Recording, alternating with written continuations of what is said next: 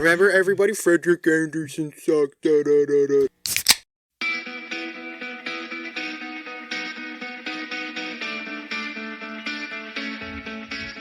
You're listening to the Draft in Hand podcast with your hosts, Greg, Ian, and Mark. First, I want to talk about the fantasy hockey team that my team was supposed to be really good this year because I had like 3 first-round picks, keeper league. You also drafted Crosby and Malkin knowing they were going to miss the start of the year. Okay, but listen, Mark, I drafted Malkin really, really late, so that's my fault. Yeah. The Crosby thing wasn't my fault. No. But I had, 14 teams. You're also getting Vasilevsky's this week, too. Okay, I'll get to that in a second. I'm gonna fuck you, by the way. I'm not mad about that. I'm mad about the collective that happening to me, but hold on. I have Kucherov was a keeper player, so 4 keepers. Kucherov is as close as anybody can get to McDavid in fantasy as McDavid is. Besides maybe Draisaitl. So 4 times 14... Four keeper players times 14 teams. You can approximate the amount of players that... 56. Am I right? Yeah, 28 times 2. So that's how many players. Math. That's how many players are kept. Crosby was on Mark's team. Mark's like, I don't need this guy. Plus, he's only center eligible. Yeah, center's really deep. Listen to our fantasy episodes. Mark's team's really good. So I take Crosby. So there's 2 of my top 5, my best 5 players, essentially. It's 2 top 10, 2 top 20 players in the entire league. My scoring's terrible. But 2 of my other first-round picks were Varlamov, also hasn't really played. Looked like a good pick, and you kind of reached for him a little bit. Who? Perron. Oh, that might have been second round. Yeah. He's looking... I took Barzal in our first round, and I'm so close to dropping him. Oh, you mentioned. Yeah, mentioned. Yeah. No, so my other pick was Talbot. He's been okay. Minnesota's been unbelievable, but I don't think Talbot hasn't been unbelievable. He just doesn't have a high save percentage. Exactly. Minnesota just doesn't give up enough shots. Which is exactly the opposite. Literally, I take Talbot in the first round. The very season Minnesota decides to not be the Minnesota Wild. Yeah, they decide to score goals. Fuck you, Minnesota. We liked you last year. I still like them. No, I do too. But they're fun to watch. They're really fun to watch this year.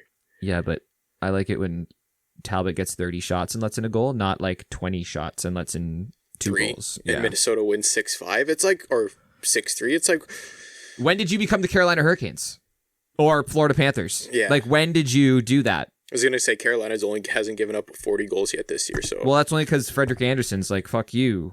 Yeah, isn't it cool that ex-Toronto goalie and new Toronto goalie are the best 2 goalies just number-wise in the league right now? Although I thought it was funny, the stat last night, and I was going to mention this too, Reimer has Frederik a terrible Andersen time. Sucks.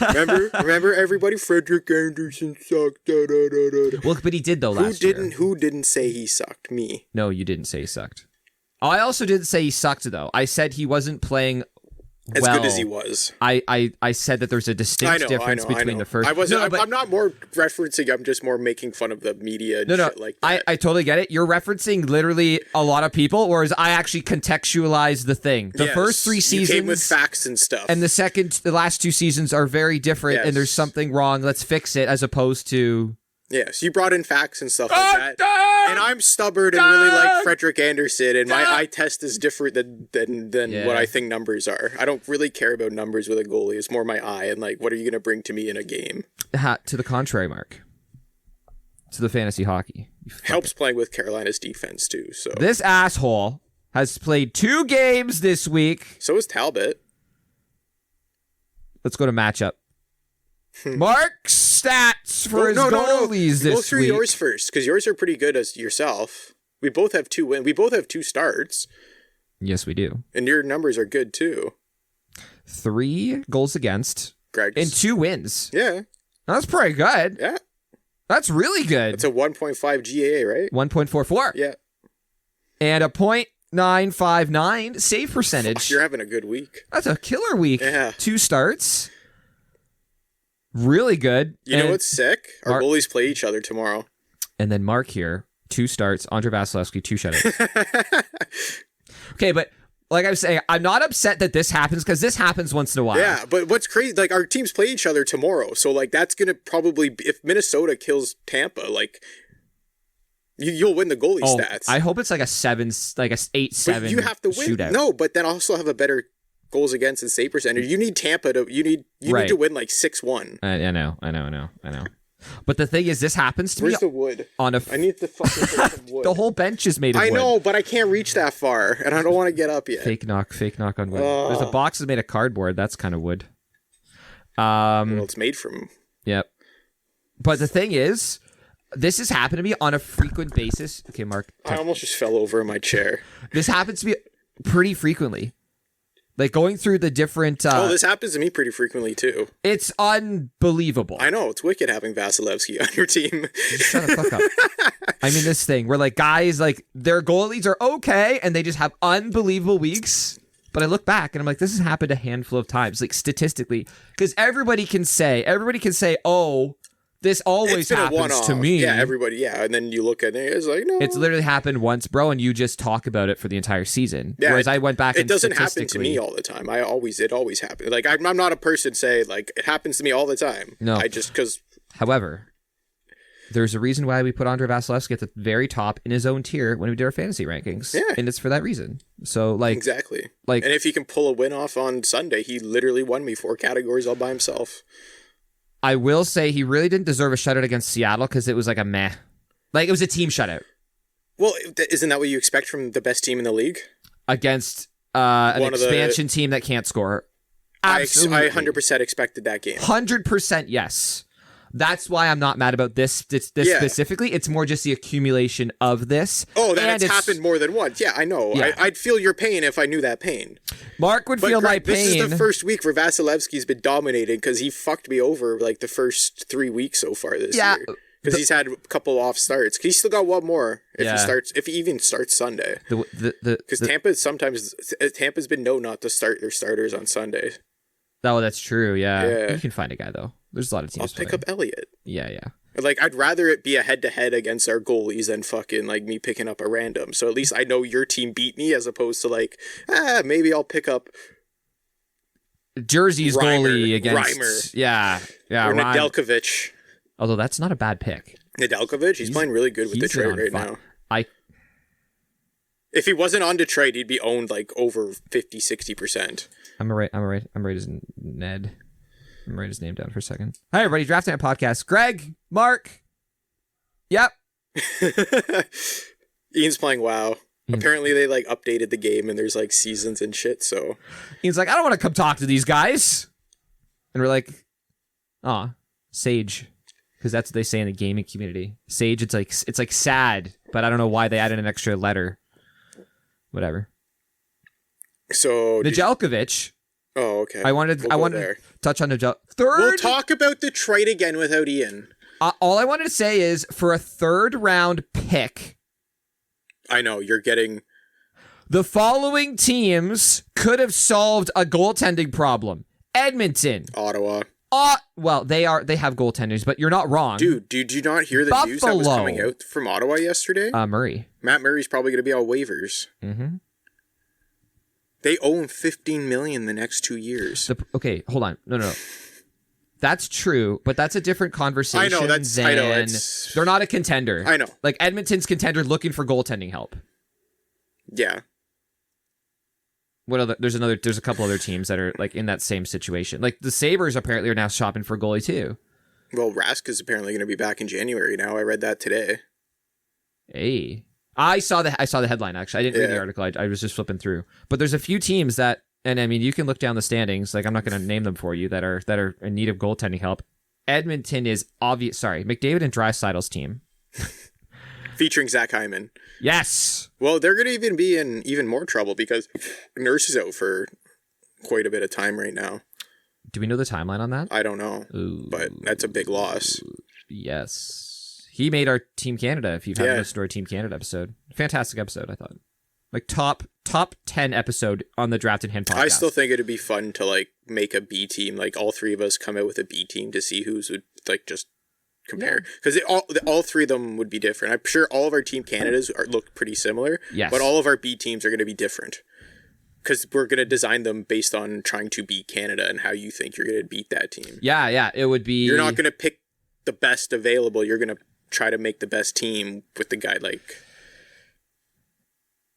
I think a lot of the team would be a lot of our team. I'd say half the team would be very similar, and then the other half would be like, whoa, that's kind of. You'd probably have a similar top 6. Yeah, that's about it. And then maybe similar top 4 defensemen. Maybe not. It depends what style of team you want to make. And then goalie, I assume it's going to be go with the hot hand. Exactly. Yeah. I'd even make a rule that you could just pick one from the team A because like team A doesn't need all 3. Yeah, stop being selfish. Yeah, exactly. You have one guy in the press box. Yeah, it's a backup goalie for a reason. Yeah. Like not even like a backup to the backup for a reason. Actually, so I wanted to start with the Oilers just for a second because it appears as though like Smith is week to week. Last I read. I just thought he was just splitting with Koskinen. I don't know. They're running Koskinen right now. They're running Skinner. That's Skinner kid. Skinner. Let me look up Smith here. Super Nintendo Chalmers. Super Nintendo. Smith is long-term IR and he's LTIR. Oh shit. Oilers hope Smith is back in early mid-December. Oh, so a couple weeks. It's lower body. Goaltender's lower body. That's always good. No. Peter Mrazek. Which time? Yes. Yeah. Oh, except the time he ran into the Leaf player. Oh, and the thumb. Yeah. The 2 previous to now actually has been upper body. Yeah. Like, how the fuck? Like, okay, is Mrazek the Joffrey Lupul of goalies? Random injuries all over the place. Wouldn't that be that guy on the Islanders? Who? What's his face? Who signed that fucking 12-year contract but never played? Oh, DiPietro. DiPietro. Wouldn't he? Well, he was before Lupul, so wouldn't Lupul be Who signed DiPietro to that deal again? Islanders. No. Which GM? I don't know. Milbury? I don't remember. Best GM ever. No, he traded Chara. He might have. I don't remember. Oh, I think he did both of them. Let's just assume it was. Also traded Luongo, I think. Pretty sure. Yeah, I don't know. I'm not going to fact check this one. But he got Alexei Yashin. Good for him. Yeah. I'm not gonna. No, that trade was terrible. Okay. Sabres also apparently are good now too. Kind of. Sort of. They're below 500. Yeah, but like they're better than we thought they'd be. Yeah. Anyway, sorry. Tage Thompson's fucking killing it for them. Some names here. I just want to go touch on the goaltending thing, and then we'll wrap it up and we'll go to the other stuff. So Oilers, they're looking for some goaltenders with Mike Smith on the LTIR back in under a month apparently, but you never know. He also, you have to remember, he's late. Is he 40? He's old. He's the oldest goalie in the league. That is a huge factor that a lot of people like. Stuff lingers when you start to get a little bit into that age range. Yeah, we're not that old, so I've heard testify, but yeah. Here's some options that I've heard just from around the league. If you want to just throw out your thoughts on each one, if you have any. So the Dallas Stars seem to have a couple guys. They got Holtby and they got Khudobin. Ottinger. They got Ottinger too. I think they want to hang on to Ottinger because he's younger. I would rather, if I were them, I'd rather trade Holtby or Khudobin. Both of those guys I've heard in the last week or two linked with the Edmonton Oilers. Then that's not new news. That's more just like meh. It fits. Yeah. Fleury. What, in Chicago? Yeah. With you, like, I don't know if they have cap space, but like Chicago's a bit of a dumpster fire right now. And how many years left on Fleury's deal? I have no idea. It's like 1 or 2. It's not much. Yeah, I have no idea. I haven't paid attention to Chicago at all. And this one, besides whatever. Yeah, and then this one's been around for a while. The Korpisalo from the Jackets. Yeah, because they got Merzenglin's. Yeah, who's played pretty well of late. Yeah, but the Jackets are in it though. The Jackets are 1, 2, 3, 4, 5th. And they're tied with the Penguins and have a couple games in hand, which is a little ridiculous to say. Yeah, they're pretty surprising this year. They're doing pretty good. They're ahead of your Flyers. Oh, fuck, everybody's ahead of them but the Islanders. And the Devils.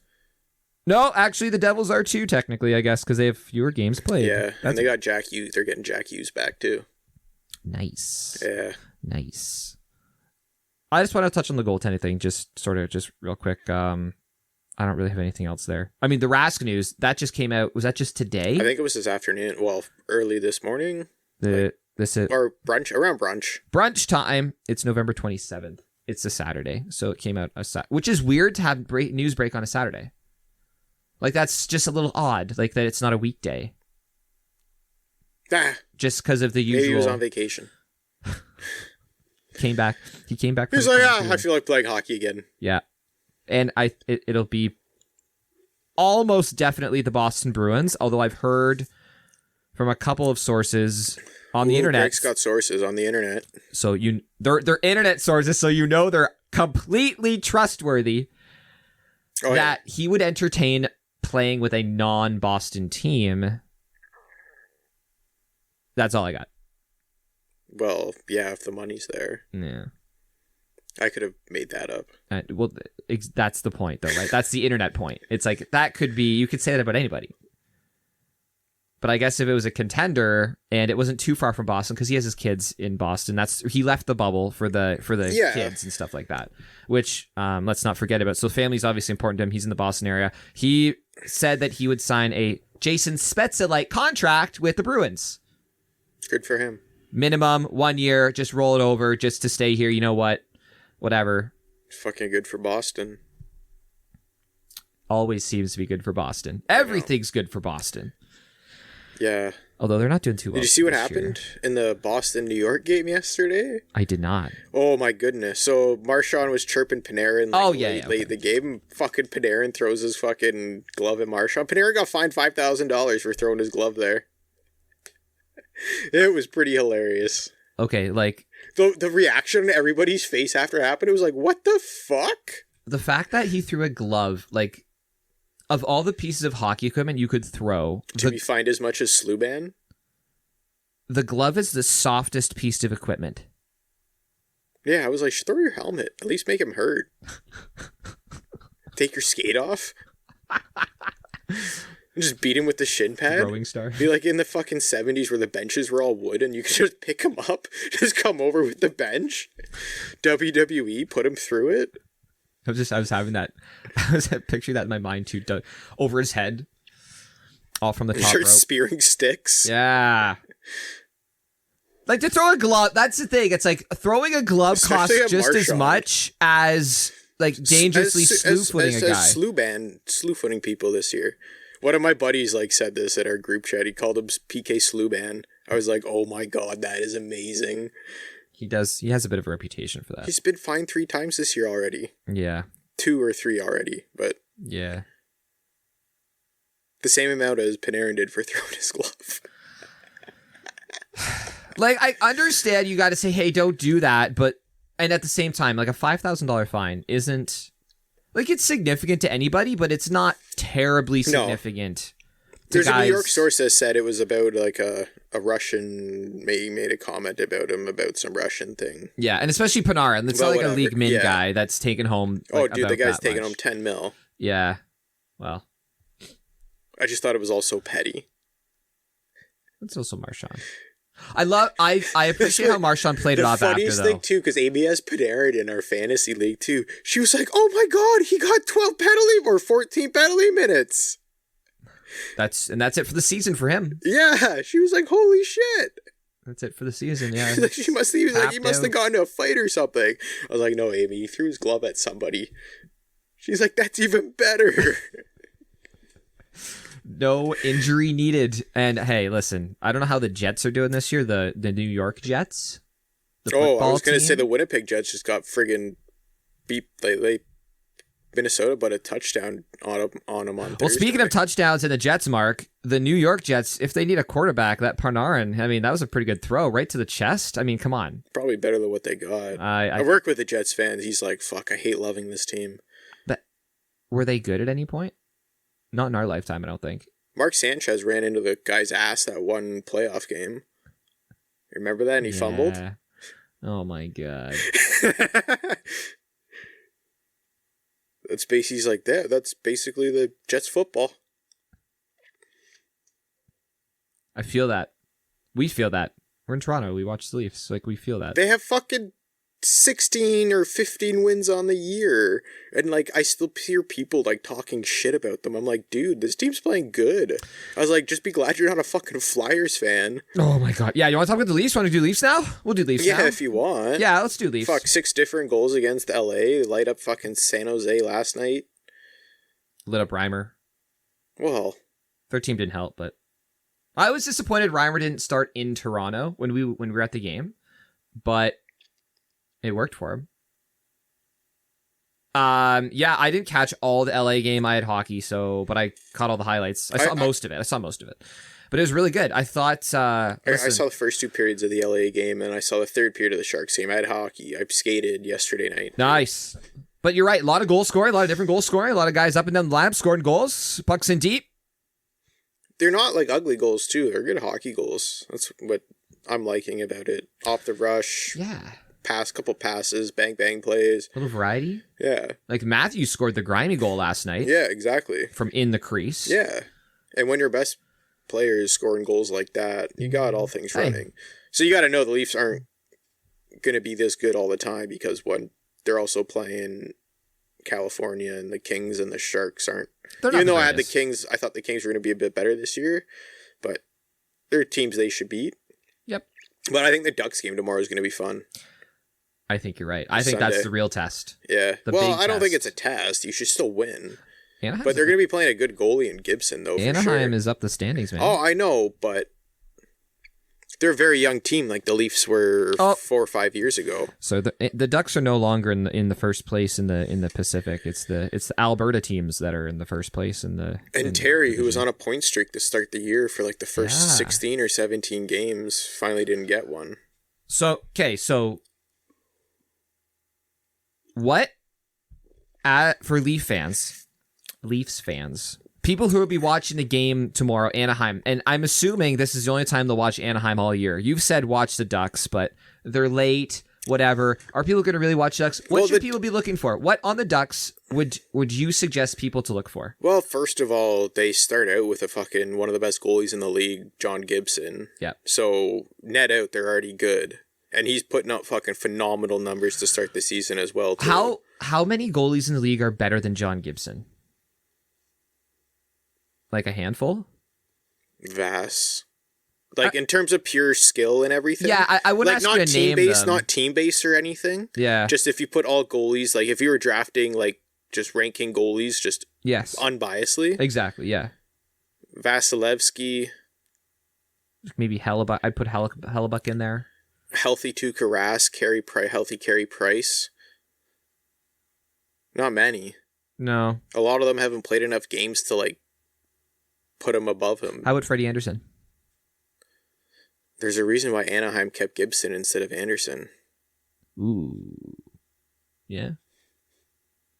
And granted, like, even though Anaheim's not as good as the team that Anderson's on now or the Leafs, but if Gibson, you just watch him play, you can tell he's a good goalie. And there's a reason why Anaheim hasn't been picking first overall recently, too, because of how bad their team has been the last few years, too. He's the only thing that's been winning them games besides Ryan Getzlaf. But now I think they're the youngest team in the league, and they have the most rookies on their team this year. So another couple guys you can look out. Kid on defense, he played in the GTHL and all that, Jamie Drysdale. And he's fucking sick. Yep. Keep an eye out for Drysdale. And the kid who friggin' dominated the World Juniors, Zegras, is playing really good too. And the Troy Terry kid. I think he's their first line center. Or first or second line center. Top 10 in scoring right now. And Ryan Getzlaf, who somehow... who does Terry play with? Is he playing with Zegras or is it Getzlaf? I'm not sure the lines for Anaheim because sure they change like every day when you're a team that young. Right, okay. But Ryan Getzlaf has been playing out of his mind to start the season as well too. Dude broke 1,000 points as well. Yeah. Like, fuck. He's a guy I was like kind of hoping the Leafs would push after too in the offseason, but he signed another deal with the Ducks. Yeah, I remember you mentioning that. Yeah, okay, they got Terry with... I remember we looked at these lines a couple weeks ago or last week. Getzlaf is playing with Terry on his wing, and then Zegras is playing with, Sonny Milano and Rickard Rakell. Yeah, okay. So Zegras is on the Rakell's back? I know Rakell was injured. Yeah, it looks like it. And then Drysdale's top pair with Hampus Lindholm. Yeah, and they also have depth on deep defense, too. You got Cam Fowler as well, and... Shattenkirk and Manson. Yeah. Yep.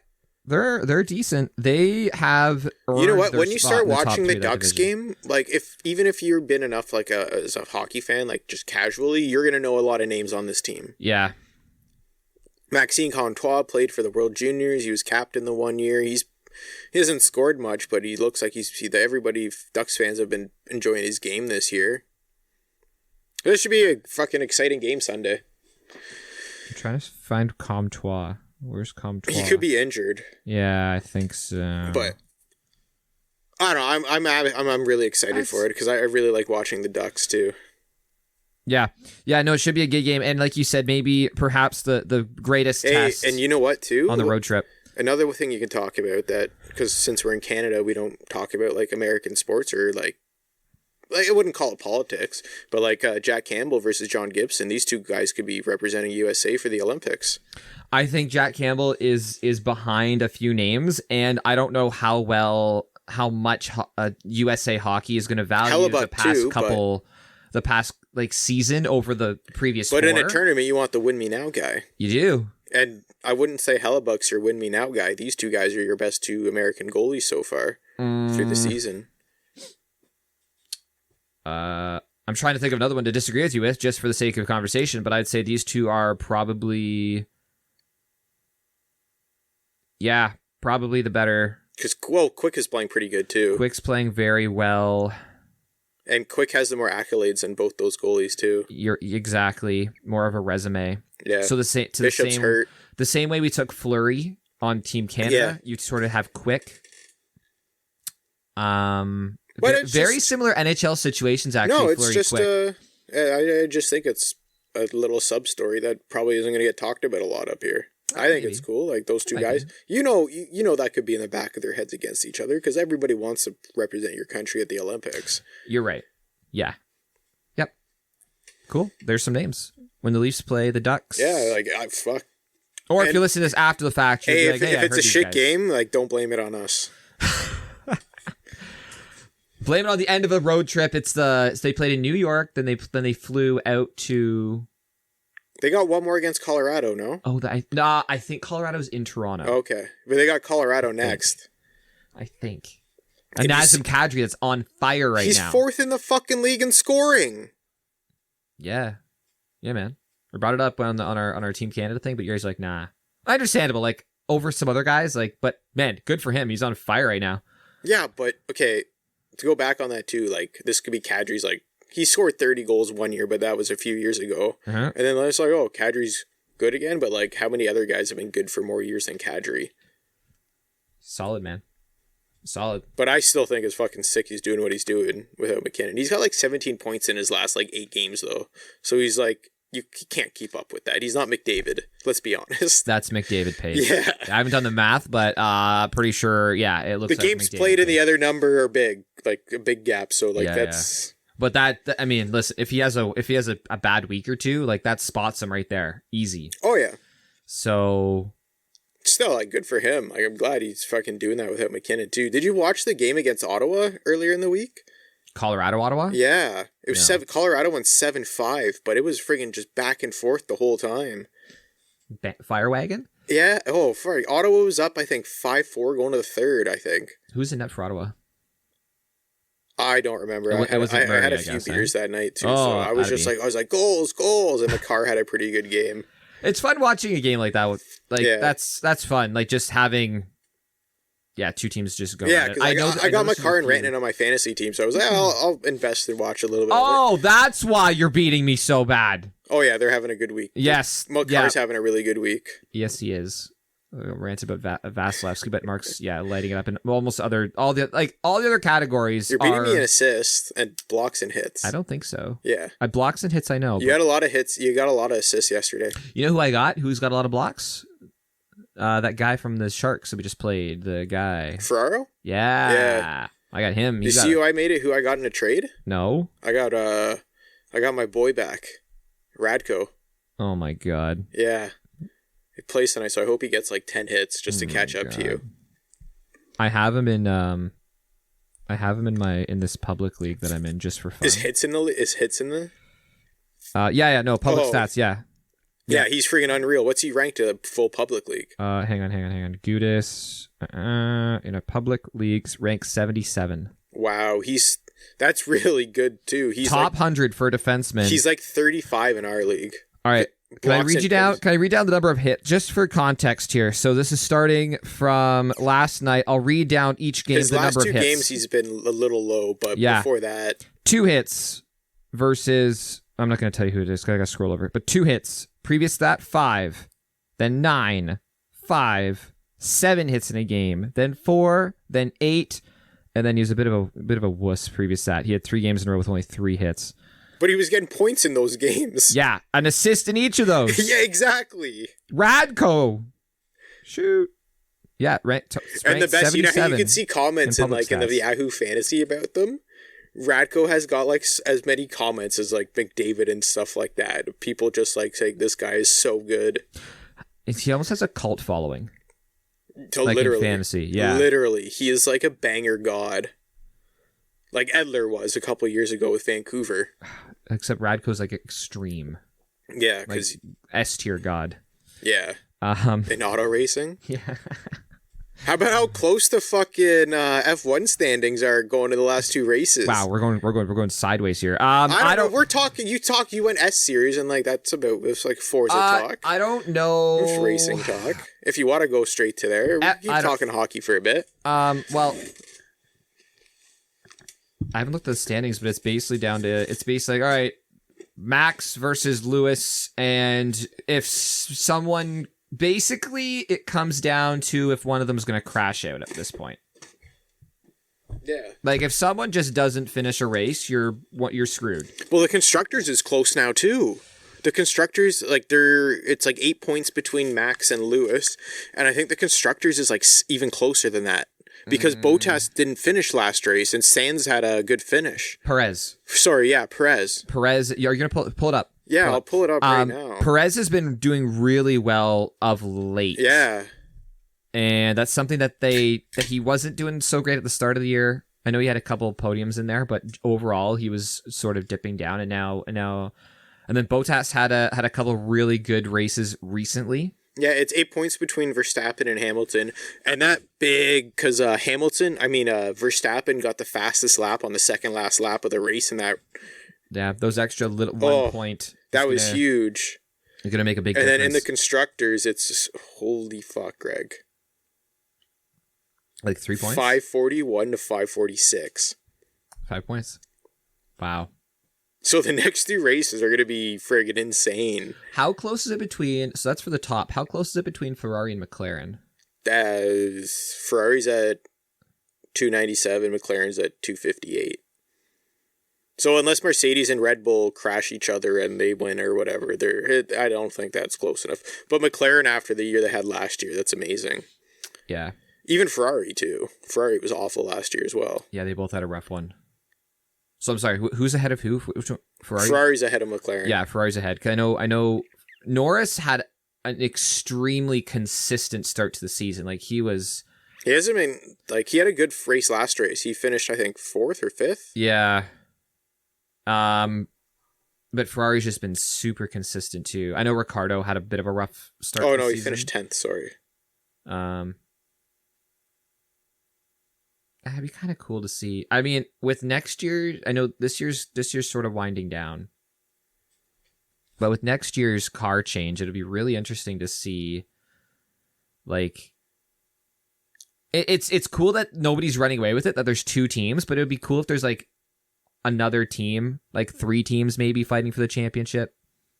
As opposed 3 different drivers or like 3 different teams. Yeah. Like, imagine, like, because would you be surprised if Ferrari made a step up to compete with Mercedes and Well, Ferrari Red Bull? used to be a staple. Like, when they had Schumacher and shit. It was first for Ferrari and or was it McLaren back then? I was young. It might have been Mercedes. It could have been McLaren, but it could have been Mercedes. They're still almost the same. But yeah, I would just. I'm glad no one's running away with it. I'm glad it's super close. But imagine there's 3 teams. Yeah, I know, but the next two races, friggin'... I think Mercedes is going to take it. I think the fact that they brought a new engine out this week that they haven't used all year, and the next two races are very similar to the last one, where they're just going to dominate on the straightaways. Yes. Yeah. I think so. It'll be, honestly, like, it'll be close. It comes down to, like, I don't want to, like, knock on wood, like you touch wood. You just hope it doesn't come down to turn one and someone gets into somebody else and that screws them over. You know what? I'd rather both of them take each other out so neither of them get points. Well, it's funny how it's almost been like that all year. Yeah. For the most part, famously at a couple of those turns where, you know, one car was on top of the other car. Well, there's one time where Hamilton just went, he forgot to... Oh, with a lockup. That was that when Perez won? I can't remember. Where was that? That was earlier in the year. Yeah. He started and his brakes were smoldering. That was where it started to rain and shit like that too. No. That was when Verstappen's tires blew up. It was Stroll's tire blew up. I can't remember where because it was super hot. Azerbaijan? Maybe. I can't remember. But it was the Castle one. Yeah. And they two cars, I think it was Stroll and Verstappen, had their tires blow out on the straightaway. FIA had the race restart because they're basically like, let everyone go change your tires. Red flag, change your tires because we don't want the tires to explode. And then that's when Hamilton completely fucked up the first turn. And he's sitting on the restart grid with like 3 laps to go, and his brakes are smoking. Yeah. And yes, was it someone I think Gasly was like way up there. It was Gasly and Leclerc and Perez were way up at the start of the thing. And on the first turn, you just straight through. Like, straight through. And then you hear him on the radio, I forgot to turn off the thing. Oh, that's right. Yeah, he forgot to switch from, basically, they have like a setting that it's when he's doing his, he was heating his tires or something. Yeah, like a downforce. I don't know if it's downforce or is it braking? Something. It was a braking thing, and he completely forgot to turn it off going into the turn. Or at the restart. Yeah. At the restart. Yeah, like it was their formation lap setting versus, It's crazy how driver... You know what's crazy? That could have been mental fatigue, like, after racing for that long of that race. I was just saying that. Like, there was... like a 14-year veteran or however long he's been racing, and just in the, I don't want to say heat of the moment because he's won over 100 races, but it's like the greatest driver of all time. He is. Yeah. Yeah. Like the GOAT made a mistake. Even the GOATs make mistakes, man. Brady can throw an interception. You know, Lewis Hamilton can forget to literally switch a setting with his knee and puck, like, you know.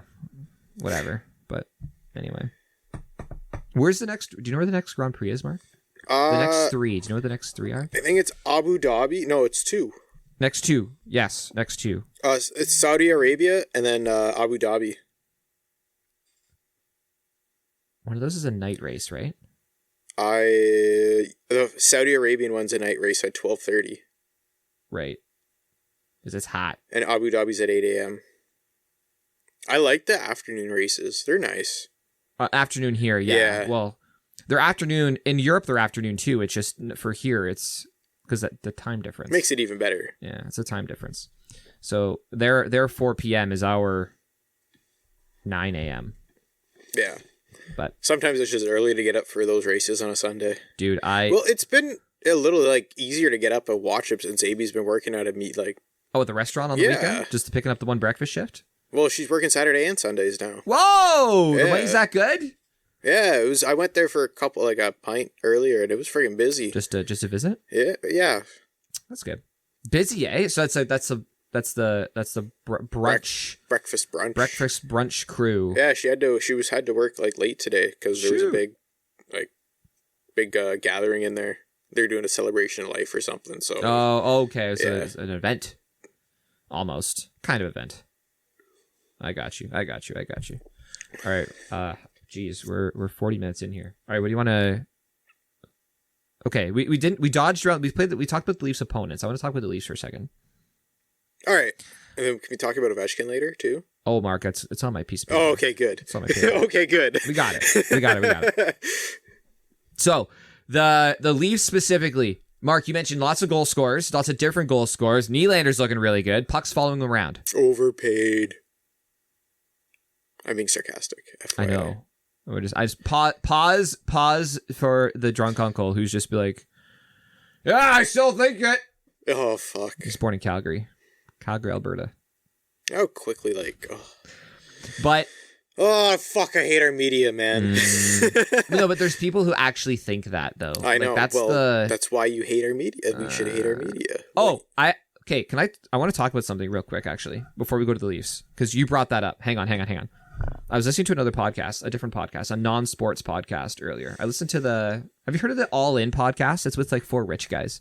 But they're business guys. They talk about stocks in the market. I've heard of it, but no, I haven't listened to it. So they had an interesting concept. They basically said, because they were talking about the media too, not sports media, but just general. In general, yeah, just as a whole. And they said, you know what, guys? Media now means a different thing than it did 10, 20 years ago. So does journalism.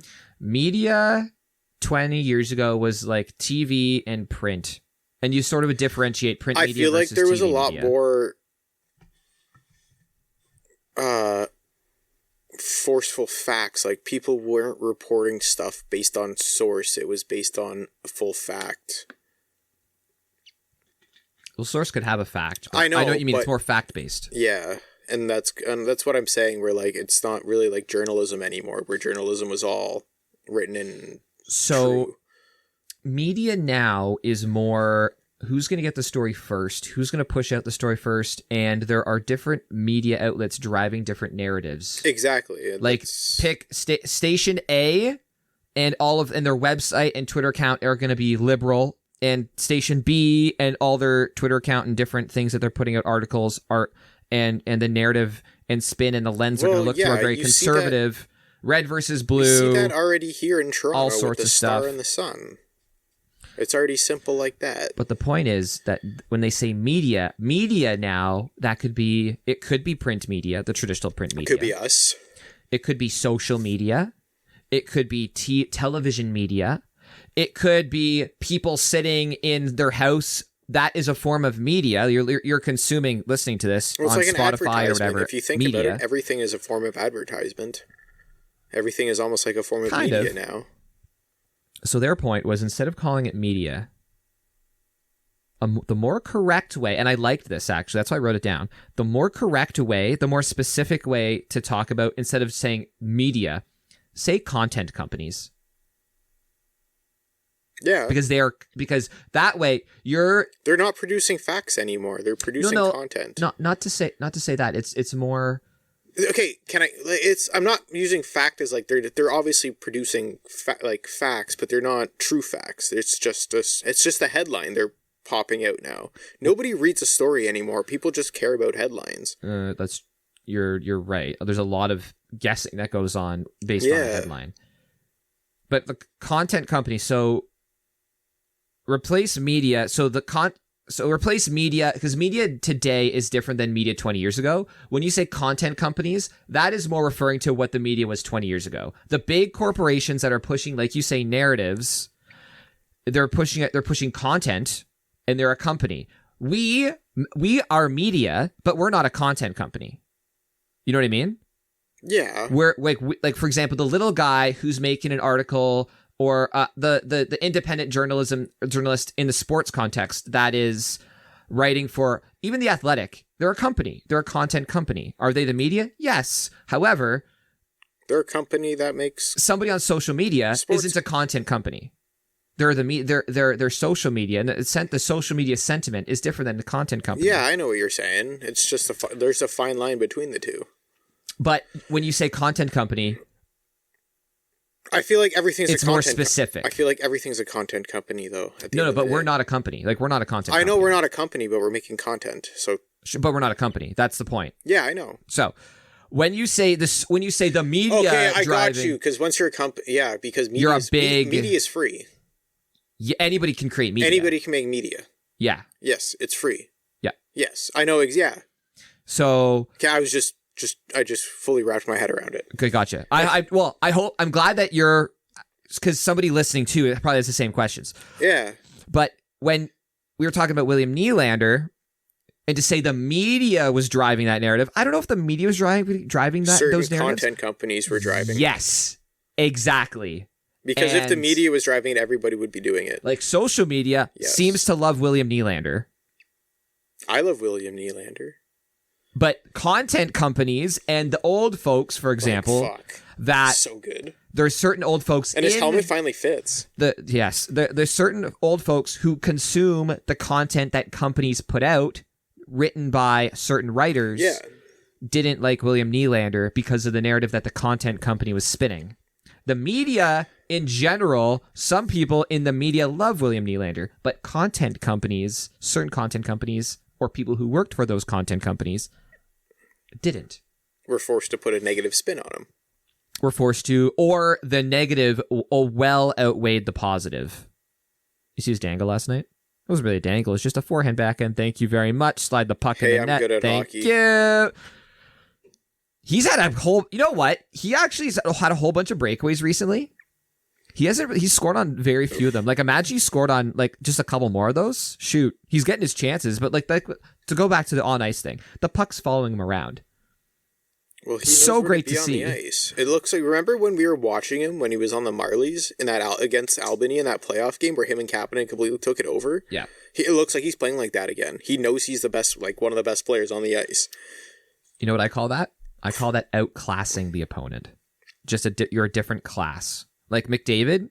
Well, he's probably class. He's not to the same degree, but because more skilled. We all know he's not a superstar, but it takes a non-superstar a little bit longer to get the confidence to do what he's doing every night now. And you have to be feeling really good about yourself, and you're not going to do it. Whereas Connor McDavid can do it every game, Nylander will do it for stretches at a time. I'll be honest. Like, there's some hockey games where like I'll suit up. I'm like, I'm down. I'm excited to play, but like you're not feeling it. Oh, I'm like, I already know this is going to be a C, like a C game for me. This is a C. Like the games where like I feel, I'm like, oh, I know I'm going to have my legs. I know I have this, and this. You can feel it in warm up. You know when you really notice it, man? Baseball. Oh, if you're off in baseball, it's fucked. Like you're just standing at the batter's box. Yeah, I'm striking. And then and then the guy throws a pitch, and it was like I could have crushed that if I was out. I'm like, I'm fucked. I couldn't hit his worst pitch. You know what I mean? Like, if you can't, like, you know what I mean? If you can't even make contact on the guy's, like, worst pitch, you're just like... Whereas when you're on fire in the batter's box, it doesn't matter what they throw. It's you're smoking the thing. If it's at your forehead, if it's at your ankles, you are teeing off, and it doesn't matter. I remember when I was on my, like, I wasn't a great hitter, but I remember when I was feeling it in the batter's box, because I was good at, like, seeing pitches and walking and picking up what pitchers are throwing. Like, the baseball would look like, because it's a softball, and I could just see the spin coming in, and I'm like, the pitch is going to be over there, and I would just sit there, like, bat on my shoulder, just, like, in the batter's box, just watching it, and then, like, I know the pitcher's going to try and throw a striker, I get a little bit more ready, and then I'd fucking, like, I'd hit it, but I might not have got a good hit, but, like, I felt so confident in the box that, like, just waiting, you just know, you're just waiting, and then there's some games where you're just, like, you just swing at the first 3 pitches you see because you're just like, I don't even know what the fuck I'm doing right now. But William Nylander knows what the fuck he's doing right now. Oh, exactly. He's playing ahead of the game. Where a couple years ago he was playing with the game, now he's playing ahead of the game. Do you remember... You as a coach probably see a lot of people who play like that. And I think, too, John Tavares is also playing really well. Yeah, in my group chat a couple weeks ago, I was kind of like, even Ian and I said on the podcast a couple weeks ago, like, we agreed that we think we should trade Tavares, and now I'm fucking eating crow on that. The dude looks like a completely different hockey player from the last 2 seasons, after his big year with Marner. Yeah. Because last year, I specifically noticed he was falling down a lot. Yeah. And this year, like, I haven't chirped him for doing it. Works hard, scored a goal. He's been scoring goals as well, consistent. But now he seems like it's the subtleties. It's the subtleties in his game. You know what? His kid's a couple years older. Maybe life at home's a lot easier, man. Maybe that makes a big difference too. Like you don't know what goes on there. So I'm not speculating anything, but. But I'm sure having a 2-year-old, 3-year-old is a lot easier than taking care of a newborn baby. I'd assume. Can I reference? I'm going to reference one play specifically. On Nylander's goal against the Sharks. So the first goal of the game, first minute, or whatever, first 90 seconds. The puck, was it Kerfoot? Passes the puck to Tavares at the blue line. Tavares literally just touches the puck and deflects it, and it kind of goes through Tavares to Nylander. You know what that play reminded me of? Team Canada, Mario Lemieux.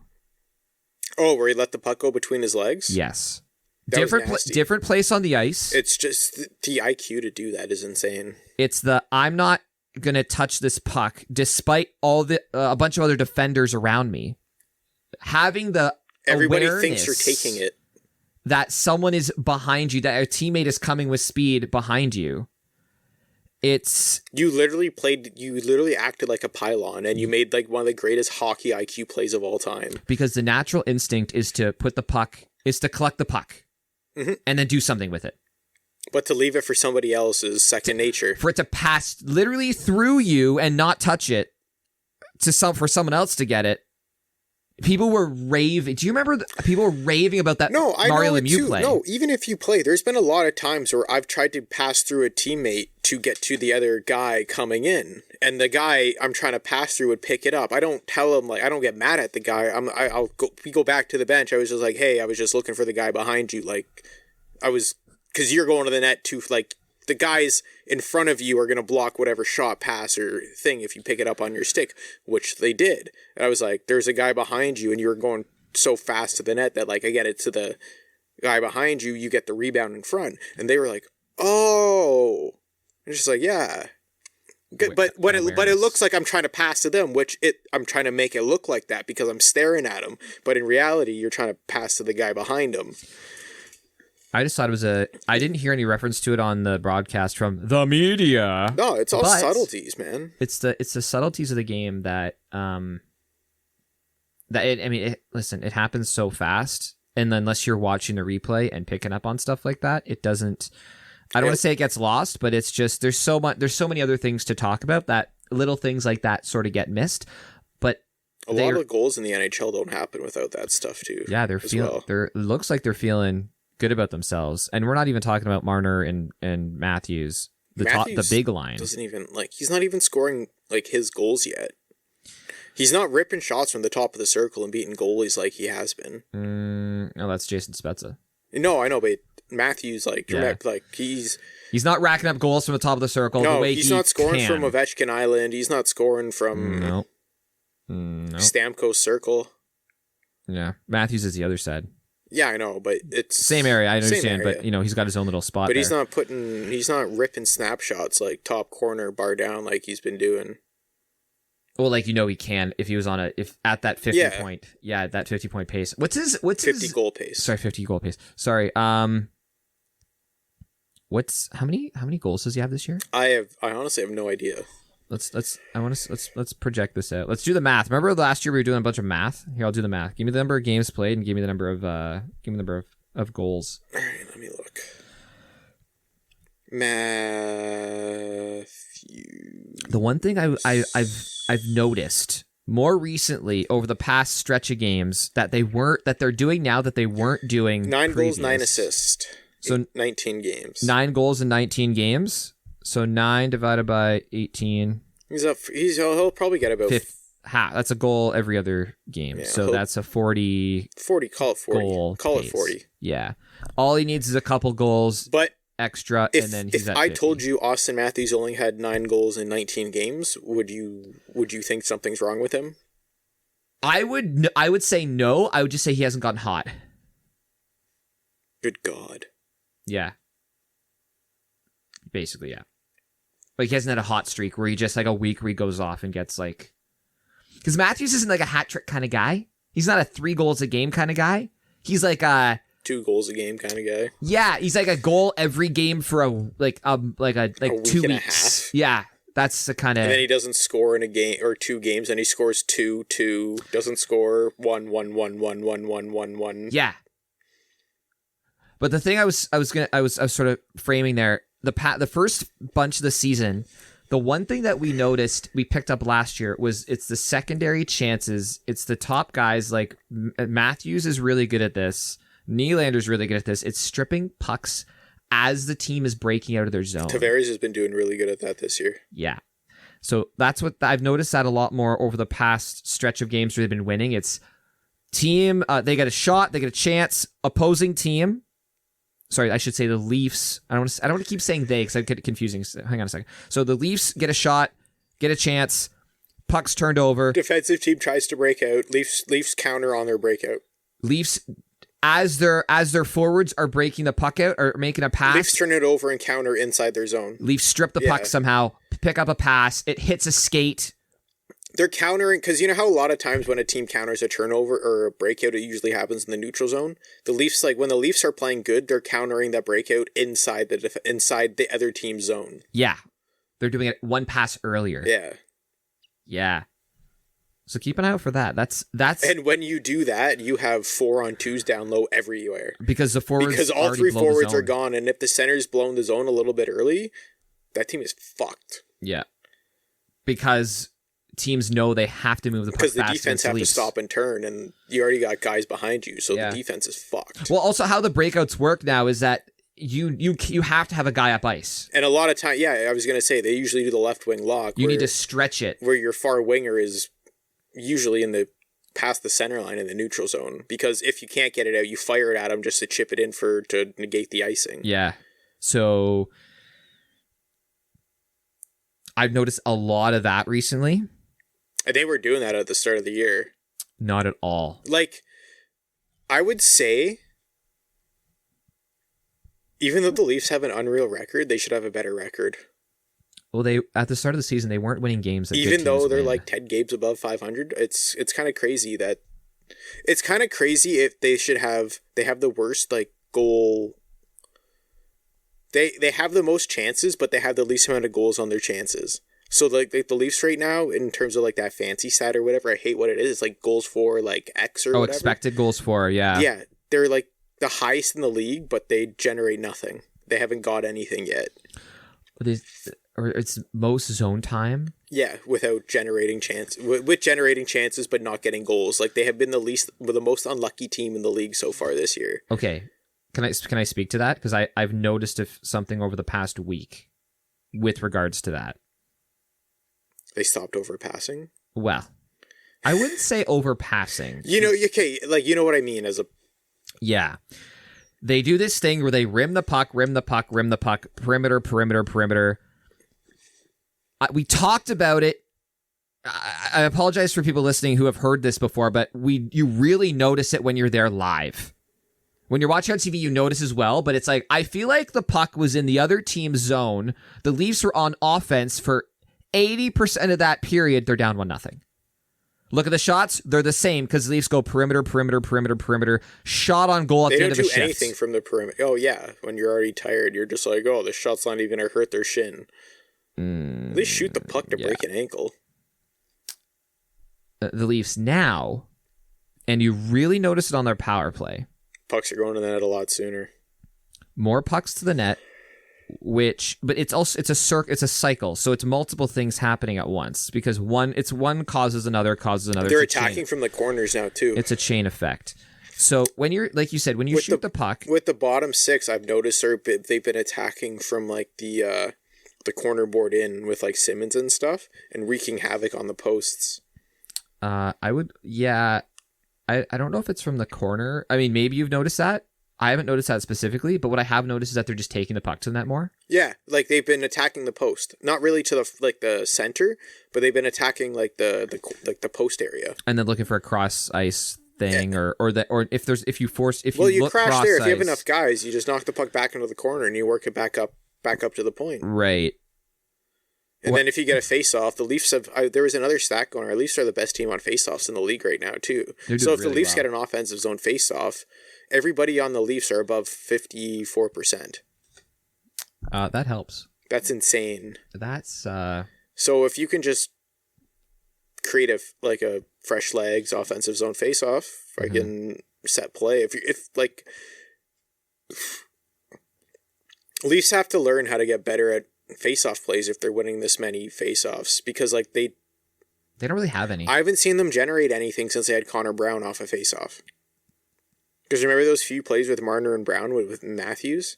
Yeah, they crossed over sort of. I don't really see the Leafs like generating cool like set plays off a face-off right now, even though they're winning almost 50%, over 55% of them in a game. That's a good point, actually. No, they drive their offense from other methods, but they're sort of leaving that. But even as a goalie, when you're starting flat-footed, as you do in a face-off, it's a lot harder to go side to side, in my opinion. No, it's more of if you do a face-off play well, it's a free shot. Yeah. But I feel like it's easier to fool a goalie laterally, having him already standing still, as opposed to him already kind of moving around on the ice. Okay. I know what you're trying to say. Can I say it better? Yeah. When a face-off play where you get a shot in the like bang bang off a draw, you can't. I feel like you can't control that rebound. No. Here, let me break it down. There's no flow. Hockey has a flow to it. Yeah, that's what I'm trying to say. Where you know where the play is going. Pass. There's gonna be a shot here. Pass over here. There's gonna be a cycle. Pass, like shot. You know where the shots are coming from. Yeah, so we're on a face-off. Like this, you don't know what the team is thinking off the face-off. There's no flow to a face-off. And all 5 players are so close together, anybody can get the puck. Whereas there's a flow going like, oh, I know I have enough time to read the shot from the guy over there. Like he's not going to be in enough. Where on a face-off, it's so much more spontaneous. That might be a good word for it, actually. I haven't thought of it like spontaneous, but it's more sudden. It's more, it goes against the usual game flow, and it's very sudden. Yeah. And it's almost like a football play off the line of scrimmage. That's how I'm kind of thinking of it. Yeah. It's like, the quarterback looks one way and then ends up throwing to the guy on the other side that was wide open. And your quarterback is the guy who gets the puck off the face-off. Exactly. Because sometimes it's a one-timer from wherever. Sometimes it's a quick pass or a ring around, and it just depends what happens. Misdirection. Or especially if there's a scrum where you can't see the puck and it pops out. Well, it wouldn't be a scrum off a face-off, off a set play. It would be more of a, their defenseman, or you have a player that's running a subtle pick, and then they're using that pick, which is two players, generate something off as a screen for someone to roll out to get a shot through. It's very tricky to run face-off plays because unlike football, well, because if you lose it, the counter on a hockey play happens so fast. You have a 2-on-1. Because chances are, if you're offensive team and you're doing it, your defense is jumping in somewhere if you're running a face-off play. Could be. And if it doesn't work, you're caught on the counter. I don't think I wouldn't say you're screwed, because a lot of face-off plays are designed to prevent that. Hockey. I'm just saying in like a vacuum where if you don't get if the other team reads your face-off play, I'm not going to say chances are the other team's going to counter and come down and get a good shot on your goalie. It may be. I mean, the benefit is that you're starting 180 feet from. I was going to say you still have to skate another 160 feet before you want to shoot. And a lot of things have to go wrong before that happens. Like the puck could just bounce over the guy's stick, and then as soon as you're off a half millisecond in hockey, like your play's fucked. Yeah, and you never know when a face-off play could be on, but. Again, they're relying on a 50-50 face-off win clean, and that 54% face-off win, that includes scrummed draws. That doesn't include ones that they haven't. That's not clean. I don't know what their clean win percentage is, because the clean win percentage is that would be like a clean snap. So say you win 1 in 4 clean, that's still a pretty good percentage, but then you have to win it clean to the right spot, and if you don't, unlike snapping it back to the quarterback, it goes right into his hands 99% of the time. Not really, but you know what I mean. Whereas if you win a face-off, how often do you win it face-off clean and it hits the guy's stick blade? Exactly. It's tough, but it's interesting you say that for the goalie, because it goes against the natural flow usually, which is why sometimes you'll see random things happen on a face-off, because it's not just the goalie's flat-footed, everyone's flat-footed. And if you have a play... Well, that's what I mean, too. That's what I was saying. The offense then can you take a step as a puck's being dropped. and you have a step on. If the defensive team like kind of reads like your set play and they win the face-off and they already have a counter set play where I've seen as a puck drops, like your team's forcing in, like that defensive team's like, breakaway, let's go. Can I the one thing I hate, and this hasn't, since a certain broadcaster hasn't been working, we haven't heard it very much recently, but I hate when people say, oh, it's a winger win. Like on the face-off, when they say winger win, like a winger comes in and helps the center. Oh, that's a winger win on the face-off. It's just, I just hate that. Oh, I didn't know people said that. Mark, because you've deleted it from your brain, thankfully. Oh. Trust me, Jim Houston said it all, like literally 6 times. I assume it was him. I know some people disliked Jim Houston. I wasn't one of those people, but that was one of the specific things that drove me nuts in broadcasts when they say, oh, winger win. It's like, fuck off. Shut up. The winger came in and took the puck. Shut up. Sorry, we were talking about something. Sorry, we were talking about in depth on face-offs. Yeah, Leafs are great on face-offs. Oh, this is what I wanted to talk about specifically. Especially on the power play,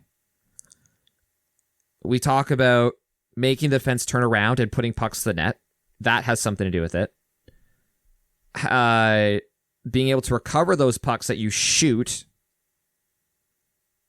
That's being positionally sound. Circles. That has something to do with it. But if you noticed, instead, when they have before they were good, earlier in the year, when they had possession, they were just standing around the outside. They don't do anything. They weren't a shooting threat.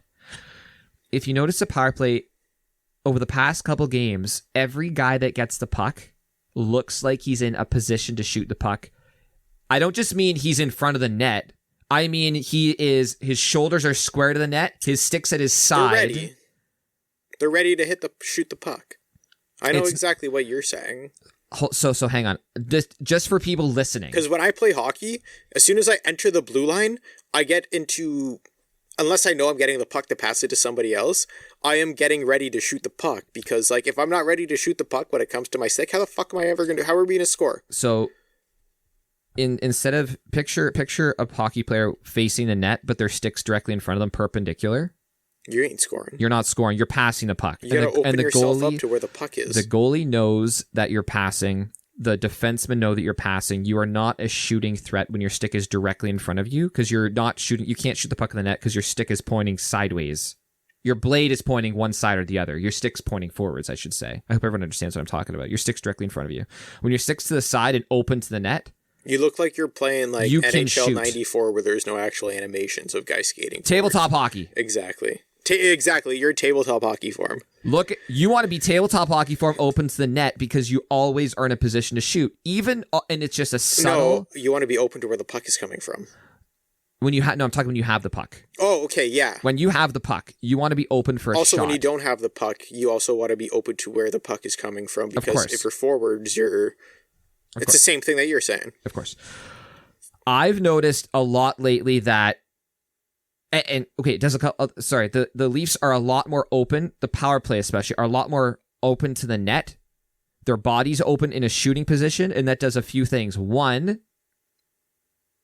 it locks, let's just keep it simple. The defending team is ready for a shot to come. They have to back up because where's the shot going to go? To the net. Where's the rebound? Where's the scoring threat? The slot. They have to back up. They can't pressure out, and then you're doing the cycly, ring around the rosy puck possession nonsense. So they're open to shoot. And it opens passing lanes because the guys are defending the shot as opposed to defending the pass. It's hard to defend both. You only have one hockey stick. You can kind of use your feet and body position to do multiple things. You'd rather defend the shot because shots go in. Passes don't go in. Usually. But when they're open to the net, I don't want Nylander shooting. I don't want Tavares shooting if I'm the other team. You don't want a lot of Leafs shooting. I don't want Matthews shooting. I'd have Marner shoot. I'd let Marner shoot. But Not when Tavares is standing there literally going to gobble up whatever rebound there is. Well, yeah. With two guys hanging off of him. Because that's what Tavares does. He's just a monster like that. But I've noticed that they've been doing that a lot more lately, and they've actually been shooting more. But then when the defending team collapses in front of the net, because you're shooting more, there's more space to recover the puck for the offensive team. It's easier to get the puck on the boards. Because you are closer to the boards. If so facto, you have an extra step or two. You're then able to do it again. And then the team has to back up. And then because you're open and you're going to shoot. Except you're not shooting, you're pass. And then you get an even better shot. And the team collapses even further. And then you recover the puck again. And it's a cycle. Thanks, coach. And then you have confidence because, oh, look, we're playing with the puck. So I like to kind of give a takeaway because there's people listening here that are like, oh, I just like to have beer and play and watch hockey. And that's cool. Watch the body position of the guys with the puck, specifically the Leafs shooters, specifically the Leafs shooters. If their stick is open to shooting to the net, watch the defending team, watch how they back off. They'll get in the lane. Don't get me wrong. They'll get in the shooting lane. That's what they're supposed to do. You're supposed to block the shot. But if you get in the shooting lane, that opens up a passing lane. Well, yeah, unless they have a really good stick. And they know how to decipher the difference. Some elite players do, and that's the difference. But a lot of guys, like, listen, if you're not standing in front of a Matthews shot, Matthews can pass. They have, I'm cool with Marner taking a shot because if he's getting a pass from Matthews, they had to guard Matthews. Marner just has a muffin of a shot. It's not as bad as it used to be. There's a couple other guys that are more muffiny. The Muffin Man himself hasn't been in the lineup very much lately. know, but yeah. Anything to add on that? Does that make sense? No, that makes sense to me. I got nothing really to add. I hope I articulated that well enough. It'll be interesting to see if that continues because they're exciting to watch when they're able to shoot from anywhere like that. And combined with, like you mentioned, the lower guy, I don't say the lower guys, but the bottom two lines are driving to the net and just putting pucks on net. Like Wayne Simmons scored on a deflection. He was absolutely untouched going to the net. Oh, yeah. It was like, you going to cover that guy, San Jose? No? Okay. I'm okay with that. I know we talked about goalies a little bit before, but we didn't talk about Woll. Joseph Woll. 3 games. Yeah, he's doing his job. That's all I gotta say. He's fucking big. Is he big? He doesn't look big. I'm also used... Okay, you know what it is? I just thought of this. He has the same pads as Freddie Anderson, and Freddie Anderson just looks big, so that's why I think he looks small in the pads, because we're used to Freddie Anderson, and Freddie Anderson's a big guy. He has the same Bauer pads. They're not Freddie Anderson's pads, but they're basically... He got big points for the Leafs. Like, he's been good. Goalies, it's 3 games. It's 3 games. I'll be honest, I haven't absolutely loved him, but I've loved, especially in the end of the San Jose game, the scramble and the fight. If it was an NHL caliber goaltender, they would have all those shots as well. That toe save where he stretched out, that was incredible. But a couple of those that hit him sort of in the chest where there was like the scramble, if it was, let's say, Carey Price gobbles up that rebound. And it's Velcro. It's Velcro. That's the difference between a Joseph Woll and a Carey Price. Now, at the same time, I'm comparing him to Carey Price. That's not fair. There's only one Carey Price. And there's only a couple other guys that Mark mentioned earlier in the John Gibson conversation that are that good. However, Joseph Woll does seem to be pretty good at getting his body in the way. He seems to be good at moving in front of shots and just... He reads the play good. Yeah, he doesn't move particularly well. When you watch... He knows where the puck's going to be. When you watch someone like UC Saros, who's elite and just so fast, and then you watch Woll, you're like, oh my God, Woll's slow. But he does a good job of getting in front of shots and getting his complete body in front of shots and not just throwing a glove out. Because there are a few goalies in the league. I'm not going to mention names. I don't have any off the top of my head, but from what I've seen over the past couple weeks, basically just stretching for a glove save as opposed to just getting your entire body in front of the shot. It's less desperation. The desperation saves look good, but most of the time you don't make the save. Whereas you get your body in front of it, it doesn't look as good but you made an easy save. Way more effective. I like watching. I like watching him. He made easy. He made the saves look easy, and I'm like, oh fuck. Mm-hmm. Couple big wins because Mrazek's hurt. So all what you can ask for. That's it. You know what? We've been begging for. We haven't been begging, but that was one of the major conversations at the end of last season was finding another goaltender because the perfect call-up goaltender is a prospect. Doesn't have to go through waivers. No Hutchison getting claimed. No whoever getting claimed off waivers. Speaking of, it was great seeing Forsberg for playing for the Sens in actual like gear that matched his team for a change after that shenanigans that Forsberg went through last year. Just an aside, but if Woll's a guy for the next couple of years that can be a reliable call up, hey, that's great. If he can turn into like an NHL goaltender, I think that's sort of up to him. It seems like he has the tools to do it. The team also has played really well in front of him, and that's exactly what you need. The poor kid a couple of years ago, he was at Nashville last year, and I think he's over in Sweden this year. Kaskasuo. He had his NHL debut in Pittsburgh, and the team laid a muffin in front of him. Oh yeah, a few years back. I think it was pre-pandemic. It was, in hindsight, ages ago now. Oh, I remember that game. But it's great to see the team rally around Woll. Like they were throwing the water and stuff all over the place after the shutout. Like good for him. Like woo, yeah. I mean, it was also the Islanders. So I mean, that's not I don't say it's a huge challenge based on the standings. Islanders. I can't believe how bad the Islanders are playing though right now. I don't have anything else really to say on the Leafs. So do you want to move over to like a couple other teams? Yeah, if you want. Mind if we take a minute? I gotta go to the bathroom. Well, I can stick handle the puck in the corner while you. All right, Greg, stick handle the puck. I'll stick handle the puck in the corner. I gotta. Actually, you know what? Listen, we'll talk about the New Jersey Devils here for a minute. Specifically jerseys and whatnot. The New Jersey Devils and the jerseys and the jersey. Dougie Hamilton with the hat. That was fun. It was a hat that said hat. When it comes to jerseys, there's a few things I look at. And you got to look at these things independently, right? So it's like you can't just look at the uniform and it's not, I mean, the uniform has to be one piece, but I look at the colors. Look at the colors of the uniform. The color of the uniform is different than the design of the uniform, the actual lines and stripes, the shoulder patches. And that's different than the logo, which is the actual crest. So if it's the Toronto Maple Leaf logo, the actual Maple Leaf, it's the Montreal Canadian logo, the actual CH. If it's a Panther logo, then it's the cat on the front, right? So you have the three different parts of the logo, or the jersey. You got the color, you got the design, and you got the logo specifically. So between these three things, I look at what happened in New Jersey this week that everybody's talking about, but I mean, I think I have a couple opinions on jerseys. I know Mark likes his jerseys too. Mark's a jersey collecting guy. But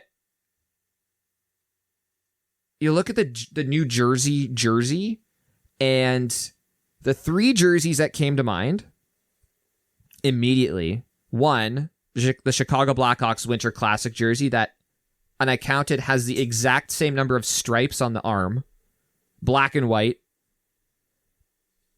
One less stripe on the shoulder. New Jersey has two, and then there's nothing right on top. The Chicago had like a white stripe right on top, but almost the exact same jersey. Color design, the logo is different, of course, right?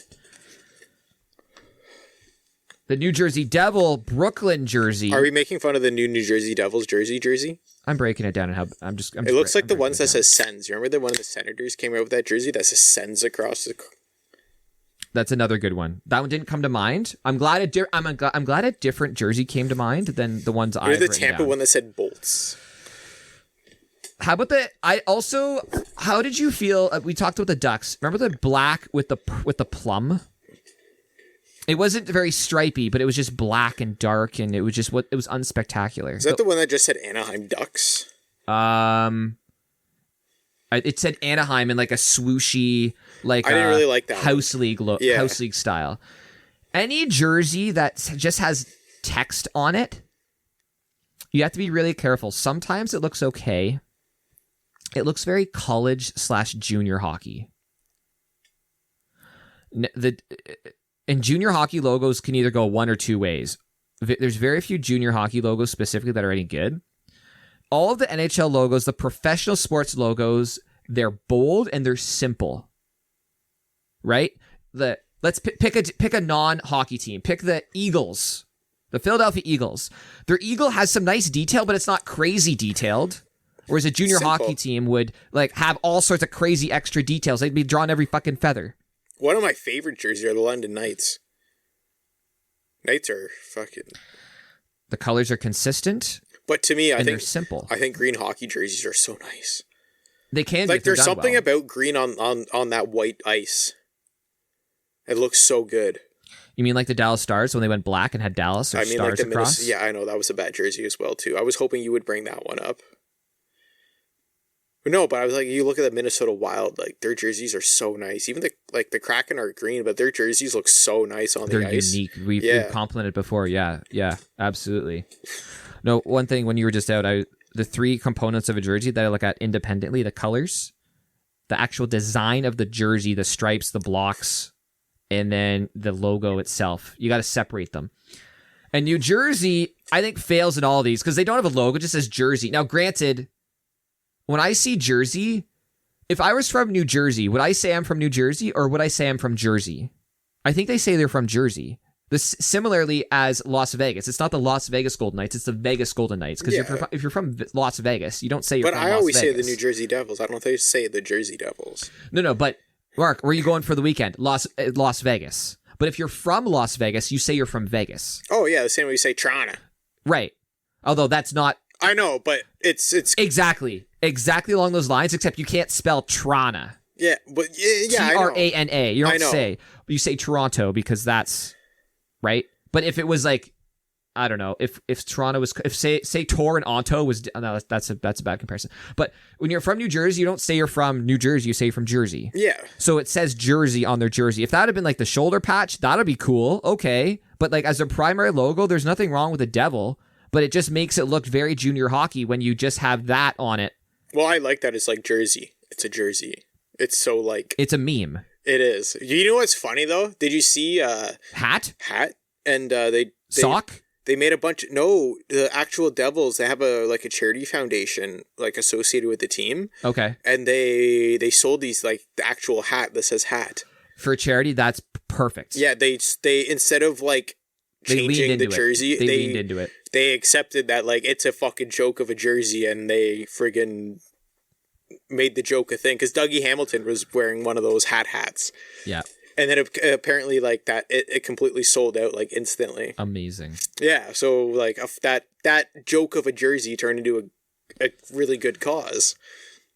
I would have expected this from a different franchise, but not the Devils, who have been so consistent. I just think it's so funny that your team is called New Jersey and you decide to put just Jersey on your jersey. Yeah. Like, come on. Like, did you know this was going to be a joke? Or did you, are you that bad at assuming people aren't going to make fun of you? Yeah. No, I... I don't know.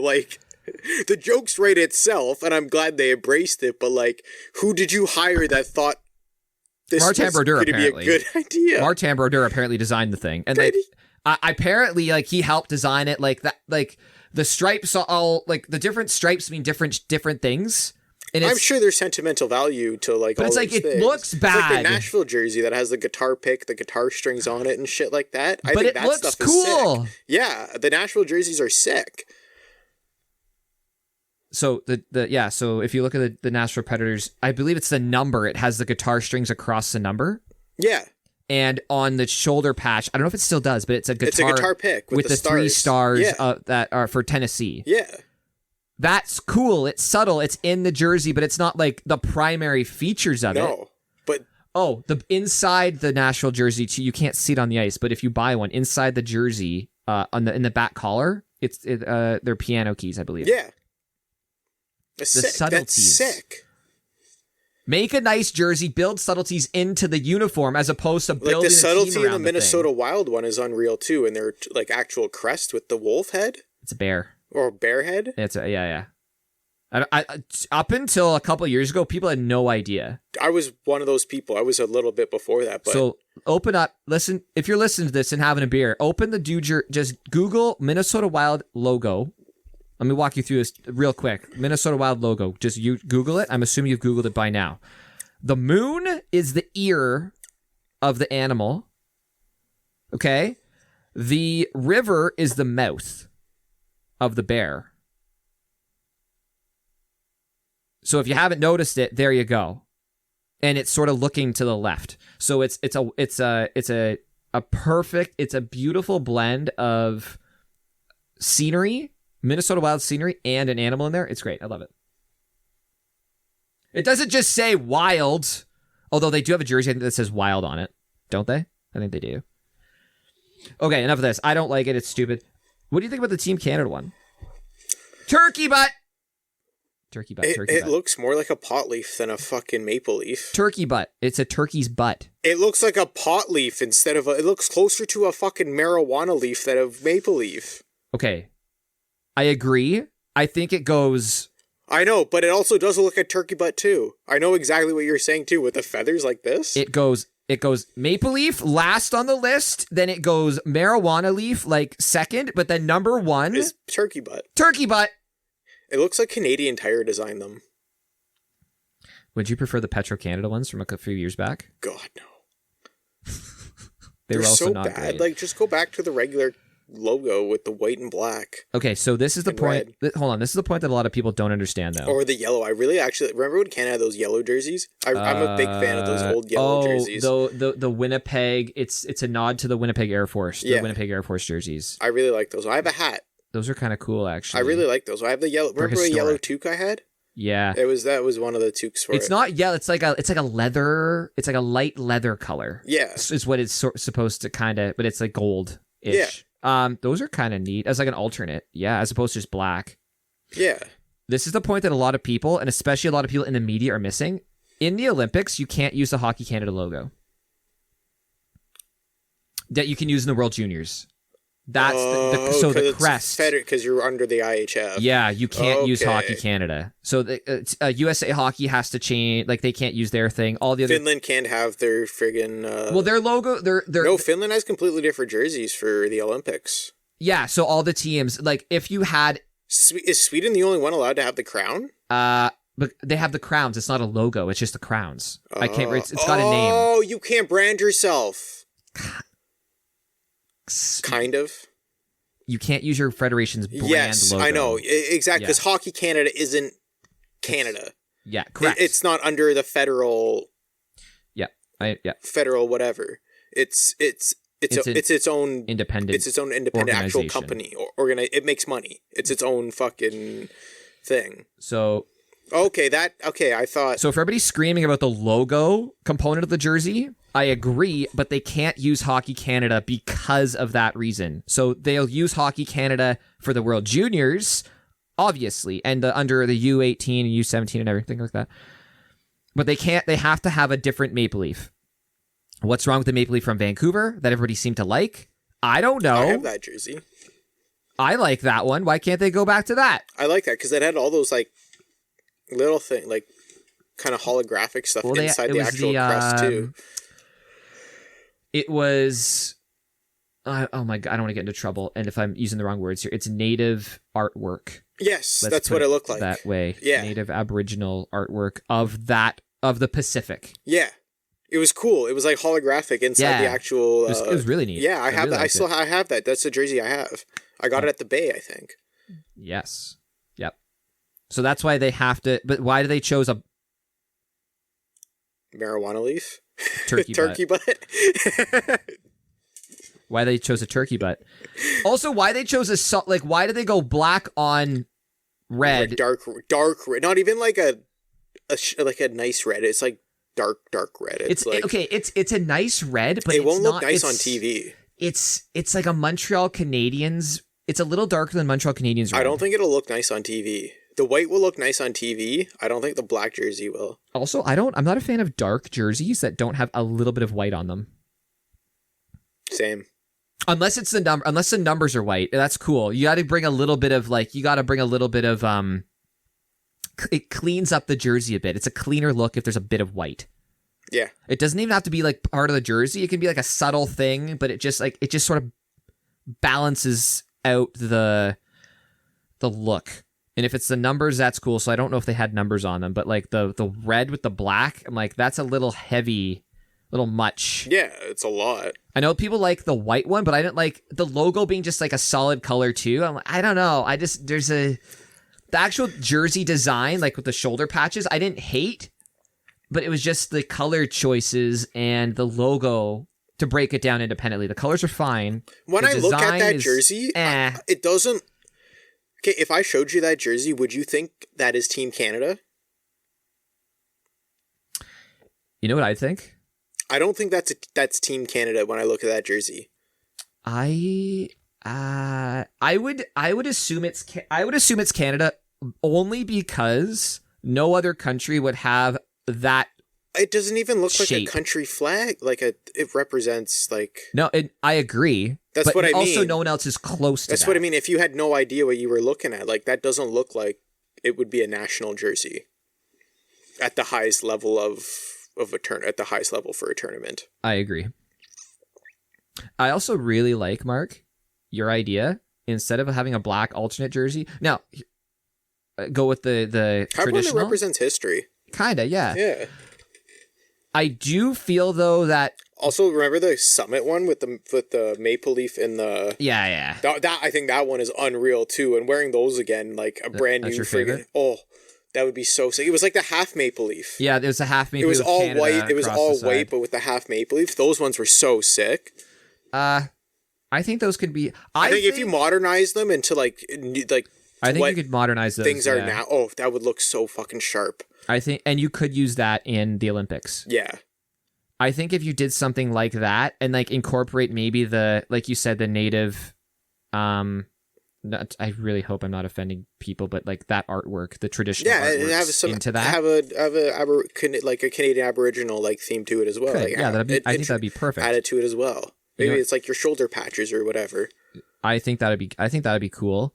I don't mind the jerseys they were wearing in the World Juniors where they had like the black shoulders and the red, and then the two black stripes on the arm, and then I think you have to. I think is it Nike that supplies the World Juniors? I don't know if it's I also the same. like the all red one that just said Canada. Like, remember the Rangers have the one that said New York just down the stripe thing? I think I really liked it because it was just simple. It was all red and it was just Canada and white. That goes to my, like I mentioned about the letters, is it if it's done correctly, because it was just the box letters. Just if it's done correctly, the no crest and just the team lettering on the front can be done very well. Yeah. If the rest of the jersey pulls it together. Yeah. If the rest of the jersey is a dumpster fire, the letters across don't really save much. I know the Pittsburgh Penguins did that with the reverse retro. The Rangers have it says Rangers had a good one. I think the Rangers did that one really good. Colorado Avalanche. I didn't like that one. They did that as well. You know what? You know what the Colorado problem was? There was too many letters in Colorado. Because we do that too. Like the U of T Scarborough, we did that for, I think we still do that. And it was just UTSC, but it's 4 letters. It doesn't make it blotchy. It looks crisp. It's fewer letters. Canada's also. Well, somebody looks at it, they're like syllables. Well, it's also easy to. Anyway, the turkey logo. Like, how and why? Hey, it's okay. The USA ones look even worse than Canada. So. Tommy Hilfiger. I know, right? People are like, I'm like, it's Tommy Hilfiger. I was like, does this look like the Gap? No, Tommy Hilfiger. I have a nice Pico jacket from Tommy Hilfiger, so I'm not gonna like bash him. But listen, there's nothing wrong with Tommy Hilfiger. If you're going for if Tommy Hilfiger was this official supplier, cool. Are they? I don't know. I don't think so. It's not the Gap. It's like legit Tommy Hilfiger jerseys. I don't mind this. I like the USA ones for China, the ones that were just announced. I like the USA ones better than the Canada ones. Oh, I don't. I don't like either. I think they're both just as bad. Mark, if you were to rank these 3 jerseys in order, and you can pick any one of the set, the New Jersey jersey, the Canada jersey-ish set, pick one, or the Team USA. Can I rank them all third? None of them get first. None of them get gold. They all tie for bronze. I would say...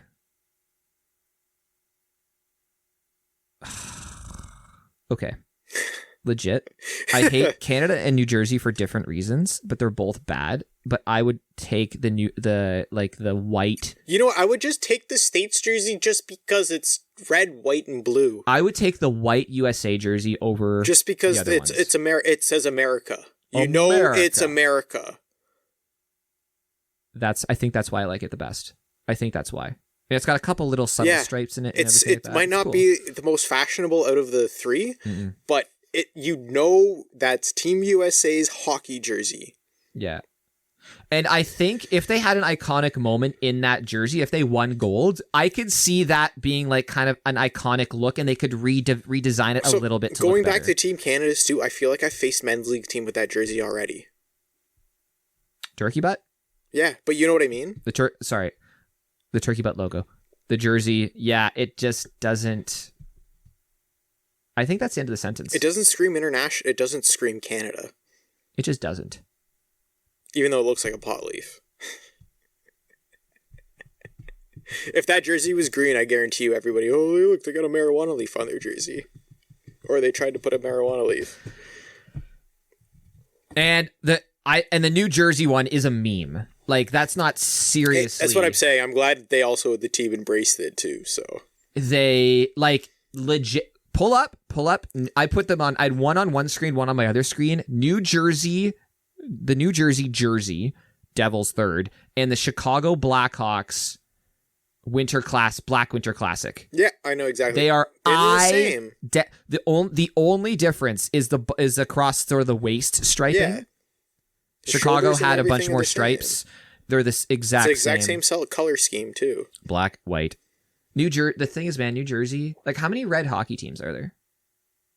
A lot. There's quite a few. You got the Detroit. You got Montreal, Carolina, New Jersey, Sens. It's 5 of 32. Have you said Red Wings yet? Have you said Red Wings? Yeah. Panthers are red. It's 6 of 32. That's a lot. 6 of 32. Yeah, that's a decent number. We're missing one. Minnesota does have red in their jersey. Vegas does have red in their jersey. Arizona is like a desert red, but it's darker. Arizona. And Colorado's got the maroon, but they're not red, but they're reddish. But like, the black is so overdone. Like, the black, everyone tried to go black like 10 years ago, and New Jersey just figured it out. Like, you couldn't have just had like a nice, like, I feel like Calgary were fucking stupid. They're literally called the Flames. No, but they're orange. I would argue they're orange. Okay, whatever. Yeah, I'd argue they're orange. Yeah, they're dark orange. Mm-hmm. Rangers, can't call it Rangers. Got a bit of red, but yeah, no. I just think that they could have leaned into the red. There's a lot of red teams, but at the same time, like, even if you had like some green in there or something like that, like, I feel like the reverse retros weren't bad. Whose? Jersey's reverse retros were better. When they went with the green? Those are amazing. Their reverse retros beat the piss out of this jersey. That's one of the best jerseys, in my opinion, that's one of my favorite jerseys, like, ever. Let me pull this up. The Christmas jerseys they had? Yeah. The one from the 90s is better than the reverse retro, but... Devils reverse retro... Yeah. Okay, so it's a mainly green jersey, red shoulders with white trim around the red shoulder, and then it's got a white, red, and white stripe along the arm and along the. You guys can pull it up and along the waist, dude. Beats the piss out of what the fuck. Okay, let's get off this. We've talked about this way too long. I don't want to go on too much longer here, Mark. But you wanted to talk about the Islanders. Not really about the Islanders. It's just we all picked them to be good this year, and they're legit a dumpster fire right now. New home and everything now. John Tavares beat them before they got a win. Yeah, take that. Although, I mean, they're still good for, you know what? Good for that organization to get a new barn, eh? Love it. Yes. I do, because that organization, there's so much great history with the Islanders. I hope that team still like gets good again and fucking gets back to like where they were a couple of years like last year. Remember? It's like, man, the NHL is good when teams from New York and all that stuff are fucking performing well. That's where a lot of money comes from. And when the NHL is making money, it just makes the league better. Agreed. I feel like a lot of teams along the way have had a bad year. Like I remember Nashville. Remember Nashville picked 4th overall. But to me, with the Islanders, what's weird is like conference finals the last 2 years. And then you...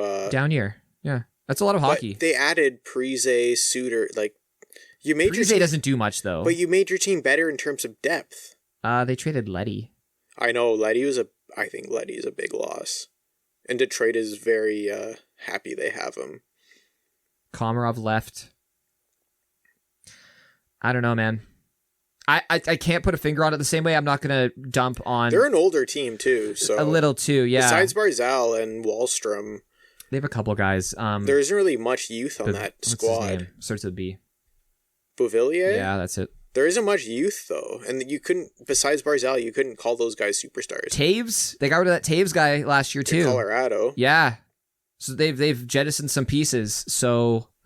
They got Chara. Like, they do have Chara. That's not They're young. an older team. That's what I'm saying. Like, there isn't much youth on the back on that team in terms of, like, top 6 or whatever, besides Barzal and Wallstrom. But legit, we all picked them to make the playoffs. Yeah, I know. They can still turn it around. Like, they're not... I hope they don't. Well, I hope they do, because that means Flyers will pick below them. Now, granted, they also, compared to the guys that they're chasing, they've played like 3 less games than the Rangers and Penguins. So see if they get 4 points. They're not really back in it, but let's see what happens. It's no, that's the thing I was like season. Concerned about too. I was like, even if they win their games at hand, they still have to win 3 more games like 3 more games than all those other teams. Mm-hmm. And that's hard to do at this point. Season's already 25% done almost. Quarter. Yeah. Not quite a quarter. But like, fuck, time's flying, dude. Lying. Let's look at the other end of that division. I was looking into the Capitals earlier today. Yeah, how about... Tied for first. How about Alex Ovechkin? Hat-trick last night. Yeah, hat-trick last night. But he's scoring... He's just flying past guys on the goals scored category at this point. Like, he passed Brett Hull the other day. Yeah, how is he... Listen, sorry, Gretz, we love you and stuff like that, but like... Dude, imagine if the Ovechkin didn't have to miss those 2 lockout seasons. He would have been close to passing him this year. He missed like 100 games. Yeah. In the short, like... Yeah. We can call it 60 goals. That's what I say. I call it 60 goals he's lost. At the same... I mean, he's older. And if he has those 60 goals, I don't care. Like, fuck Ovechkin's age. I assume he's playing till 40. That's just what he's that good. He's got the longevity. He's gonna Stevie Y play to 40, break Gretzky's record. But if these lockouts didn't happen, man, 1,000 goals would be easy for him. I'm not disagreeing with you, man. This guy's a machine. I know. And they're scoring. They have the most goals for, or they're up there. I think the Florida Panthers have the most goals for. And they don't have Backstrom and. Hey, I wrote it down. They're without Backstrom. They're without Oshie. They're without Mantha. They're without Eller. Lars Eller's not amazing, but he's NHL. Dude, have you watched him play in the playoffs? Lars Eller is a damn good fucking hockey player. Right, but I'm not gonna go crying if I don't have Lars Eller in the lineup. I know the same way the other three produce. Lars Eller is like a third liner, but like I believe your third line wins. You need Lars Eller to win a cup. You don't need Lars Eller to make the playoffs. Correct.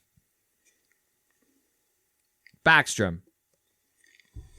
I think he's a Hall of Famer. Backstrom, Oshie, Mantha, that's your second line. You think he's a Hall of Famer? Who? Backstrom.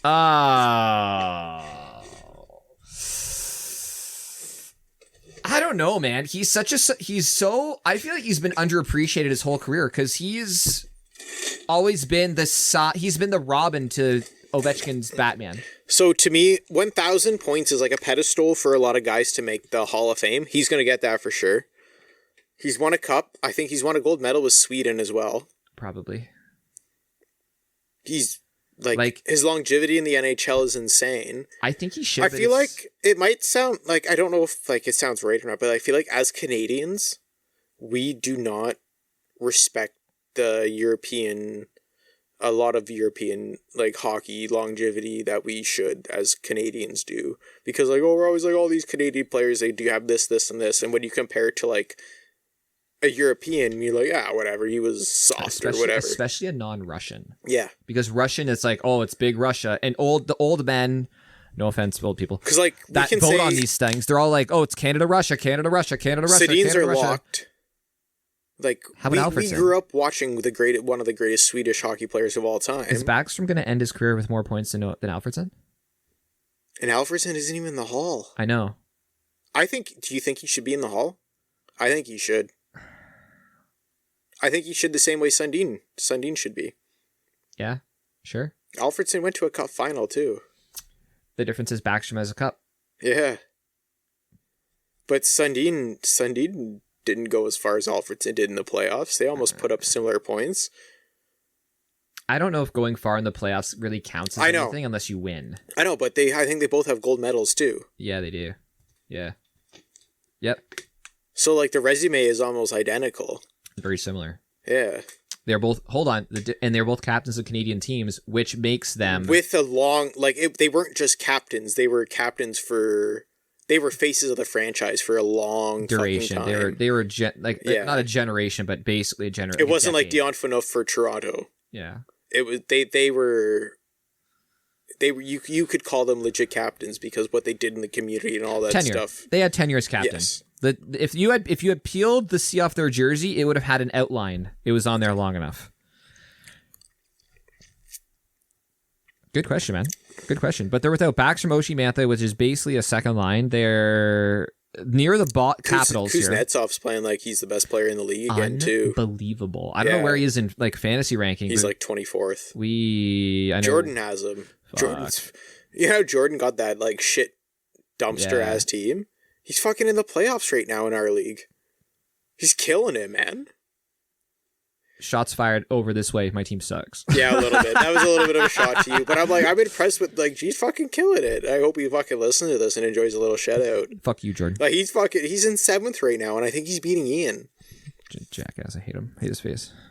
I'm kidding. I hate more of just his face. I hate everything about him. Okay, so... And his goalie Saros, too. Yeah! He offered me Saros for Talbot earlier in the year, and I'm like, I had Talbot I had Saros above Talbot in my rankings, but I'm like, it seems like this could go either way, but I love Saros. But at the same time, it's like, it's kind of the don't draft the guy that you cheer for sort of thing.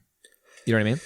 Oh, yeah. The Capitals, bottom of the league in terms of PIMs. They've had no majors. They've had no fighting majors this year, despite having Hathaway and Garnet, Wilson. Hathaway, Tom Wilson. No fights this year. Good for them. They don't have to. It's like Wilson is too valuable in terms of goals and points to be fighting a fourth line guy. Do you want to play a non-fighting major team Capitals in the playoffs when you're allowed to do whatever the fuck you want? No. Yeah. No. Because that team can turn dirty real quick. Yeah. They don't have to play dirty. And everybody forgets Ovechkin, younger, led the league in hits a bunch of times and shit like that. Yeah. But he's a monster. He still can't throw his weight around the same way, but if Ovechkin wants to run through you, he will kill you. And there's a few other guys on the team that are doing it the same way, but they're doing it clean now. And you know what? When you're scoring at the number of goals that the Capitals are, you don't. Do you know if they've been getting good goaltending? Yes. I haven't been paying attention. Mark, I got it right here. Oh, Greg's got numbers. Woo! So this isn't even planned or anything. I don't even know what's on Greg's sheet. I'm just continuing the conversation. Hang on. There's no script. My piece of paper that Mark hasn't seen. It's been Vanacek and Samsonov, right? So Vanacek actually started more games. Vanacek's 4-3-4, which is not great, about 500. He's got just above a 250, like a 254. Which is deep, that's a solid goals against for the record. And just above a 900 save percentage, like a 906. Samsonov has been turning a corner, though. Samsonov has not lost. 8-0-1, Samsonov. Oh, really? 915, 230. Russians got a lot of goalies to pick from this year. 230. I still don't love either of them, like just watching them, but they're putting it together. Hasn't lost, man. Undefeated. Yeah, these are two. You can just looking at the numbers, you can tell the team is playing really well in front of them because they have really low goals against, but their save percentage isn't spectacular. Like it's not like a 970 or anything stupid, right? Their save percentages, they're winning games. They're respectable save percentages, low goals against averages, teams playing well in front of them. They're doing what they have to do to win. Samsonov hasn't lost yet. 2 shutouts in California recently. Nice. So goaltending's holding a minute. No penalties, goaltending. They're scoring goals. Ovechkin. Washington Capitals. Oh, Alex Ovechkin. Also, they have injuries, so watch out. Everybody, I don't want to say everybody. Did we even have the Capitals? Did you pick the Capitals to make the playoffs? I think I did. I can't remember. We have a screenshot. Honestly, a team with Ovechkin I can never count out.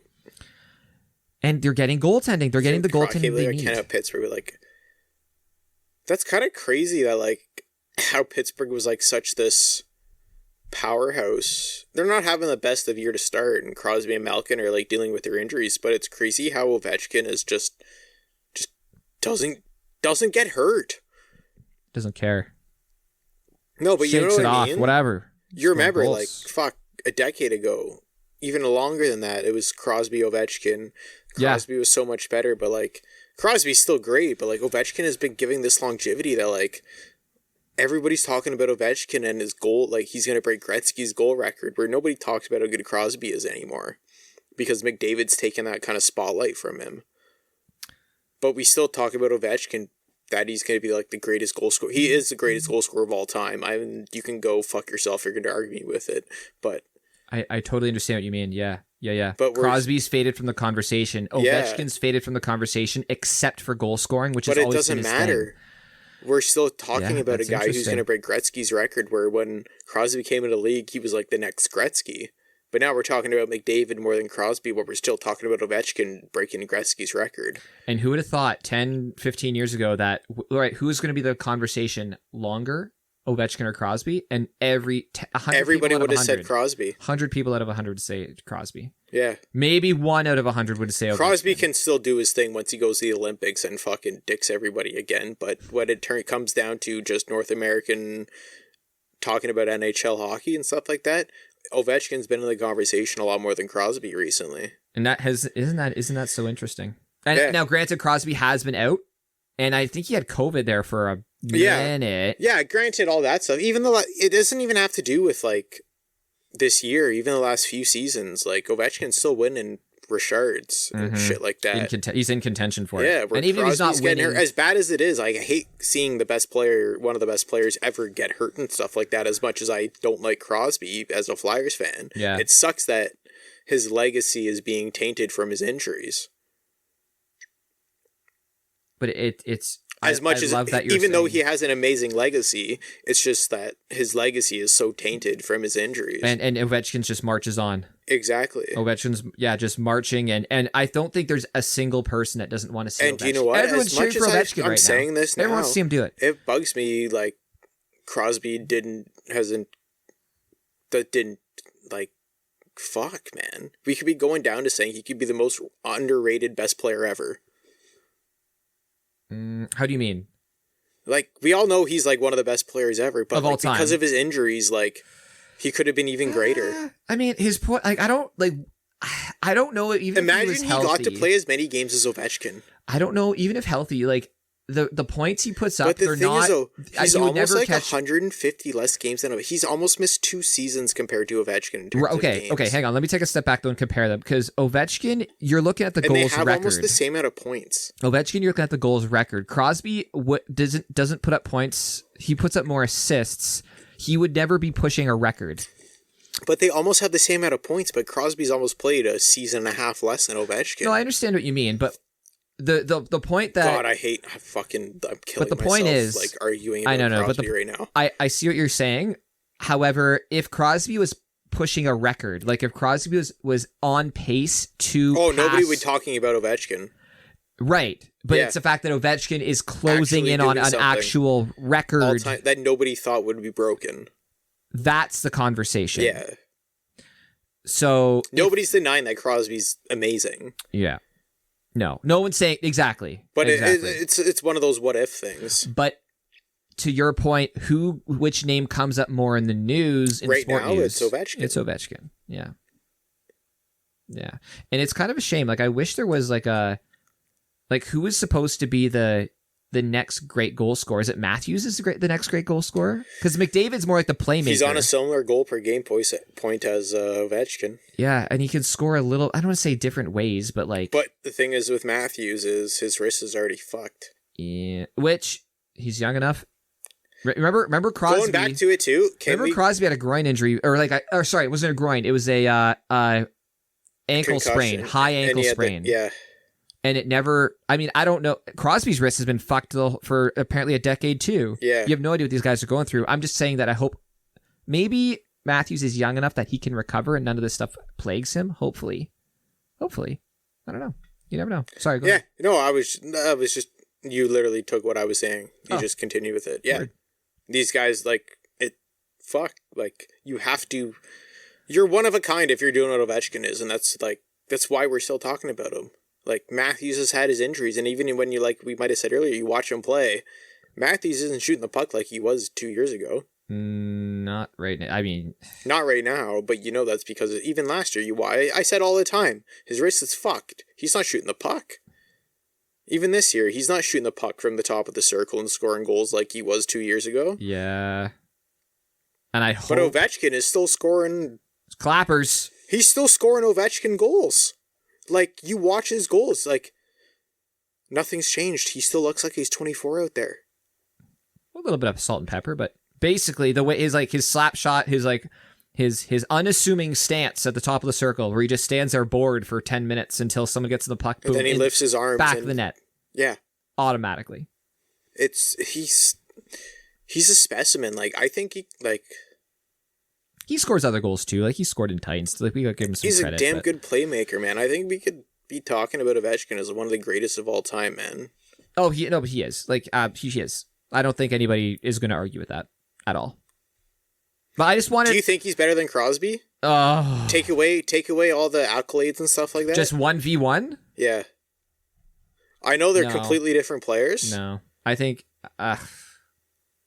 I'm biased. I know. I'll take the center. You take the center of the whole winger. Game, the 200-foot game, the skating. But then you're arguing against a guy who's going to break Gretzky's record in goals. No, I know. It's so hard. You know what's cool? What? When we turn 50 and stuff like that, it's going to be a same argument. We're going to have the same, we could have the same conversation about those two players. This will always be, this is why we sort of decided to start doing a podcast, is for conversations kind of like this. Well, it's like hearing our parents talk about Gretzky and Lemieux when they played against each other. Yeah. And it's like, who is better? Well, they were different players. They were different style. They played the same position, kind of, but we get our generations of, and we also got to watch McDavid, where they had to wait another fucking 25 years to see another good player. There's a couple others that might be following in his footsteps, not to the same degree, but there's a couple of kids that are going to be drafted in the next few years here that are going to blow your mind as well. I don't think Shane Wright's as people think he is, but the Russian kid, I think he's going to be fucking sick. The 16-year-old playing in the KHL. Look out. He's fucking good. And will there be another guy that comes along and does what Ovechkin does? Maybe, but Matthews is the closest thing to Ovechkin, and Matthews. Let's put it this way: assuming Matthews gets healthy or is fine, his wrist might be okay. And we can all say, Pasternak could be the closest thing. But there's no guy on a pace like McDavid. We could say if McDavid wanted to, he'd probably score as many goals. But yeah, I'm a different type of player. He doesn't run around running over people. No. He can if he wanted to, but whatever. Matthews, I think Matthews has more tools than Ovechkin does in terms of putting the puck in the net. It's a center. Center has a wrist shot. I mean, Ovechkin has a wrist shot, but that's not his bread and butter. It doesn't matter. Ovechkin still has almost. Obviously, it doesn't matter. I just think I would just say that as a pure goal scorer, based on obviously all the tools, I think Austin Matthews could be a better pure goal scorer based on all his tools, but he has to do it. Correct. Whereas Ovechkin has proven for his entire career with his longevity, he's done it. Yeah. And that's what I mean. We got another 10 years to watch of Austin Matthews to. We'll have this conversation 10 years. Put in your phone. That's what I mean. Put your phone. We weren't able to reminder. drink when Ovechkin started in this fucking league. No. You might have been. I forget. I don't know how old you were, but like, think about it.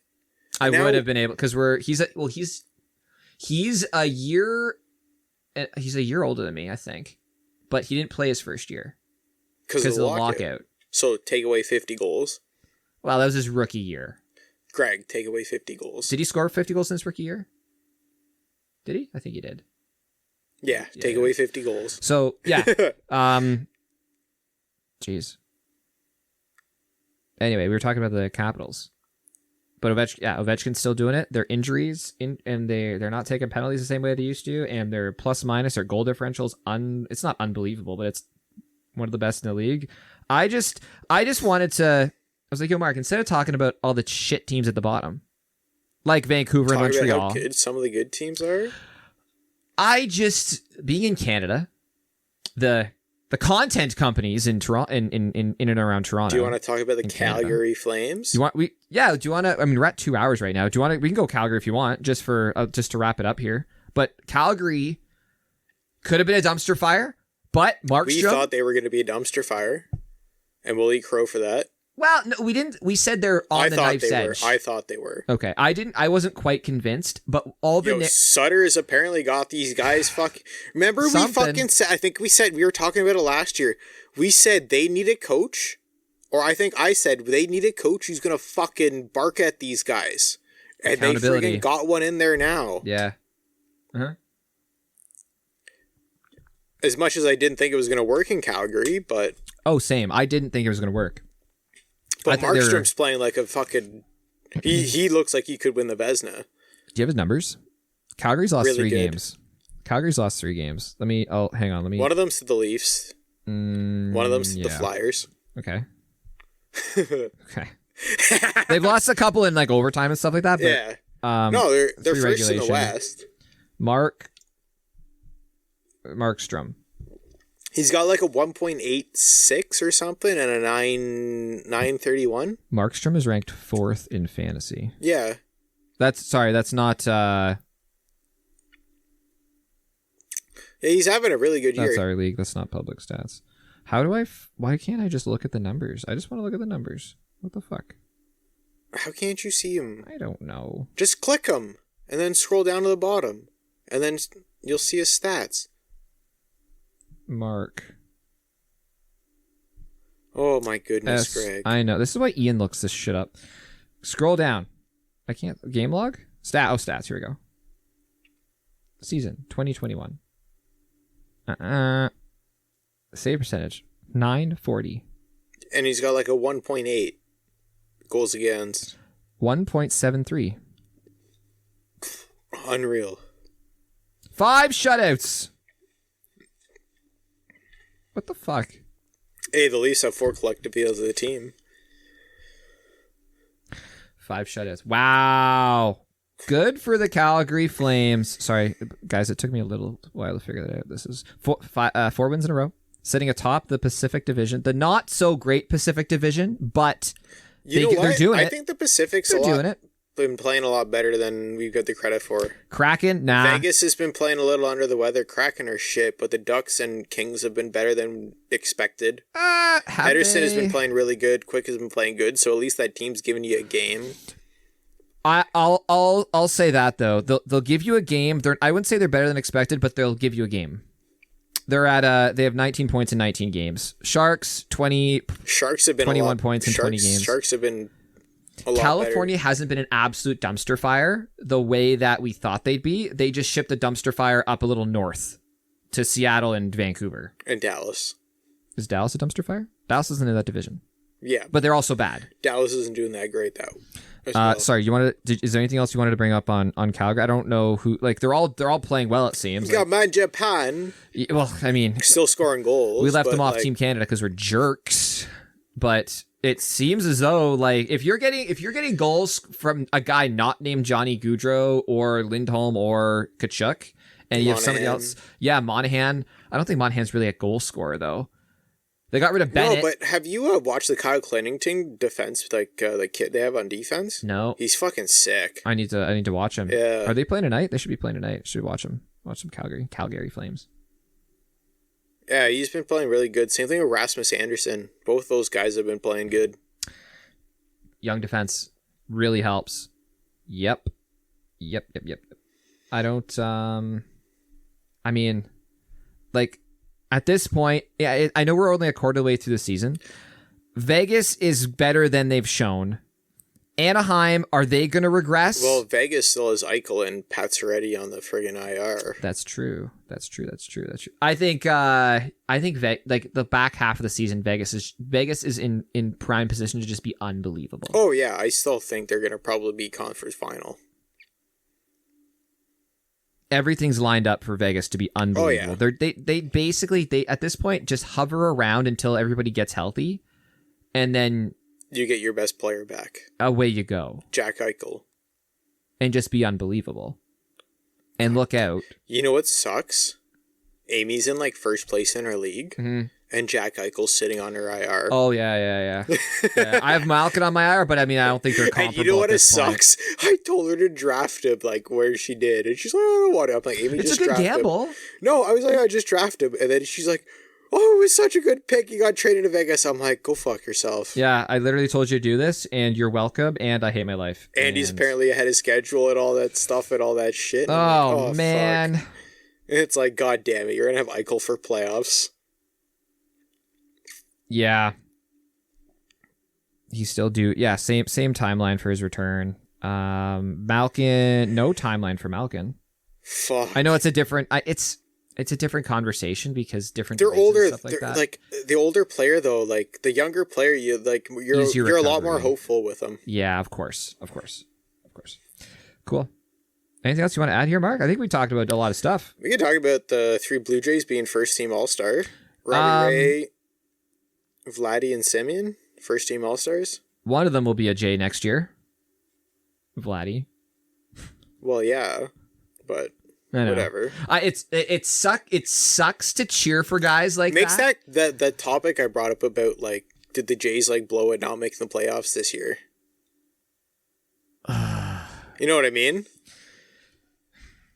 Yeah, because they're this good. They had these first team All-Stars. They got Silver Sluggers, and they're leaving. I mean, granted, you got Bichette and Vladdy and guys. The longer Ray and Simeon don't sign, I think the more they have a chance to come back here. Really? Because if they were to go somewhere else, it would have been a done deal already. You mean oh, hey, I'm going home. That's that. I'd do that right away. They'd be done deals. Yeah, I think Simeon, negotiations going a lot longer because they aren't done deals yet. I like the sound of that just from a biased Jays fan perspective, because of course we kind of knew that you can't have both. We already know if you want to leave Toronto, you would already have signed.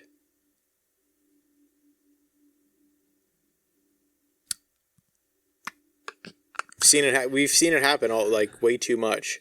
If you don't want to play here, you've already have a contract somewhere else. Yeah, that's true. It's true. And not just in baseball, in other sports too. Yeah. I'm thinking soccer, Kawhi football, Leonard and stuff like that. Yeah. He goes and plays at home. Can't blame him for that. And you remember all the Kawhi Leonard drama? It was coming out after we won a fucking championship with him? Well, he's just I would either stay in Toronto or go home. But about the Clippers home. And all these other things. Oh, the Toronto next year, yeah. Yeah, all the drama after we won the fucking championship. It just turned straight to, where's Kawhi Leonard signing? But you don't hear that about with the Jays. Where's Robbie Ray signing? Where's Marcus Simeon signing? Although we didn't win a championship, but they were the best players in the league. Yeah, I don't. And you don't hear that drama, so I feel like it's a good thing. It just seems like the front office of the Jays is just quietly goes about their business and just does good work. Yeah. Thinks long term. They're not going to sign if they're not going to sign these guys, it's going to screw them over long term either. They're not going to. Oh, no, they aren't. It's we can do this and we can make you very well off. Like, I think if Ray signs, it'll be 3 years. It won't be longer than 3. Well, look at what they did with Ryu. It was a 4-year deal. Yeah. That's short term. We got short. 2 more years with him. Yeah. Which sucks. I mean, he wasn't great. Like, wasn't the amazing next 2 years year. for the Jays could be the best 2 years of the team could be. So Good. We have him at when we need him. Yes. And then at the end of his contract, we get somebody new. Yeah. And we have money off the table. Matt signed somewhere else. So, I mean, that was a bit Did you see what the Mets owner fucking talked about, Matt? I saw it, but just for the listeners. He sounded like such like a fucking... baby. Oh, you didn't sign. I'm like, do you not get how negotiations work? I was like, your contract What did he say? What did he say? I read it, but just for everybody else. It was like the agent for Mats was like one of the most unprofessional people ever. We had like an agreement. Like, if you had an agreement, it would have been signing contract. So Mats was traded from the Mets to the Jays. Then had 2 of his best seasons, or a year and a half of good baseball under Pete Walker. With the Jays, yeah, did very well. And then his last half of the year wasn't that great, but that's okay. He pitched good enough that like I can't talk shit about him this year. He was in the starting rotation for us. He was a starting rotation Blue Jay. Deserved and got to free agency. Became a free agent where he can sign with any team he wants. Yep. Then was offered a contract and signed with the Cardinals, Mark? Yeah, St. Louis Cardinals. The St. Louis Cardinals. Mark's away from his mic. St. Louis Cardinals. Another team. So hold on. And so he signed to the Cardinals, but then the team that traded him, the Mets, their owner turns around and starts bitching and whining like a piece of shit billionaire. Just basically a giant baby. That there's an agreement between the Mets and Mats, and are you pulling up something on this? I don't know too much else beyond the fact. I just saw the remarks. Oh, no, nothing. Amy was just telling me about a tip she got from Amigos today. Hey! Holy fuck.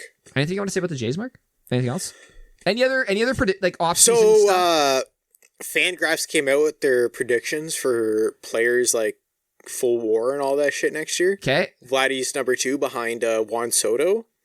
Springer and Bichette are both in the top 25.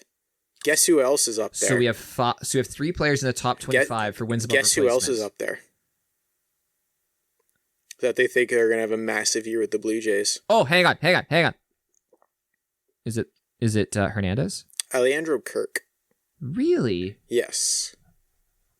Interesting. I know there's been trade rumors with Kirk. I don't know if they're actual rumors or it's just the and media. They have him above Bichette and Springer. Okay, hang on. Hold that thought. Wins above replacement.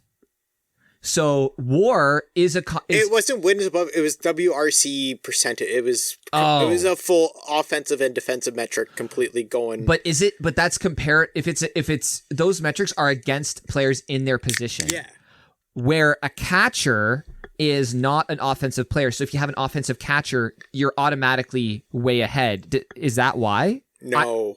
Or they just think he's that good? They just think he's that good at hitting. Shoot, okay. Yeah. Okay. But you understand what I'm saying, though, right? Like, Bichette might be like... No, this is based on how good Kirk's offensive measures are so much better. Like, I don't think he's that bad defensively, though, because, like, he improved so much as the year went on. Like, he started with the knee on the ground at the start of the year, and then by the end of the year, he had both feet planted. I remember you mentioning that. I remember you catching, like, the week he switched. Yeah. And if you've been listening to us this long, you know that Mark caught that and we talked about it. And the guys got like Fangraphs or whatever do like metrics with their swings and stuff like that. Apparently Alejandro Kirk has one of the most like level flat swings in the entire league. A lot of contact from a level swing. Oh yeah.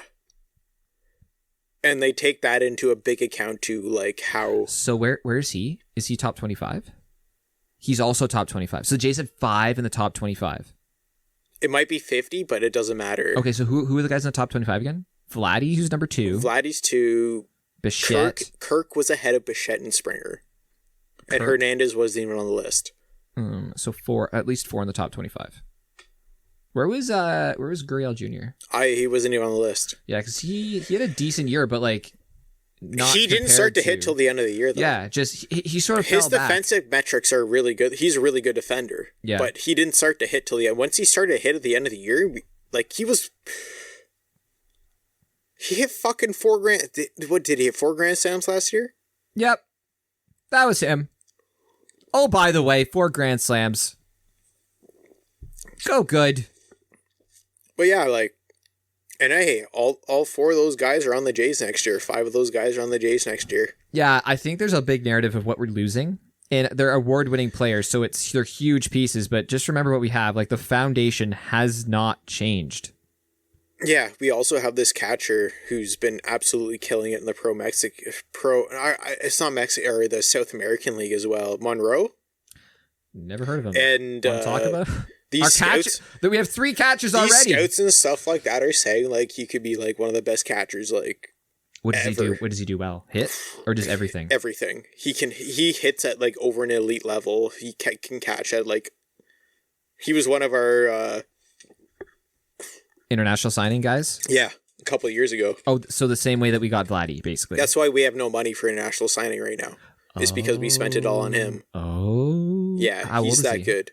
Gabriel Monroe, I think he's 19, 20. Oh, so he's he's not super crazy. How old was Vladdy when they signed Vladdy? 16.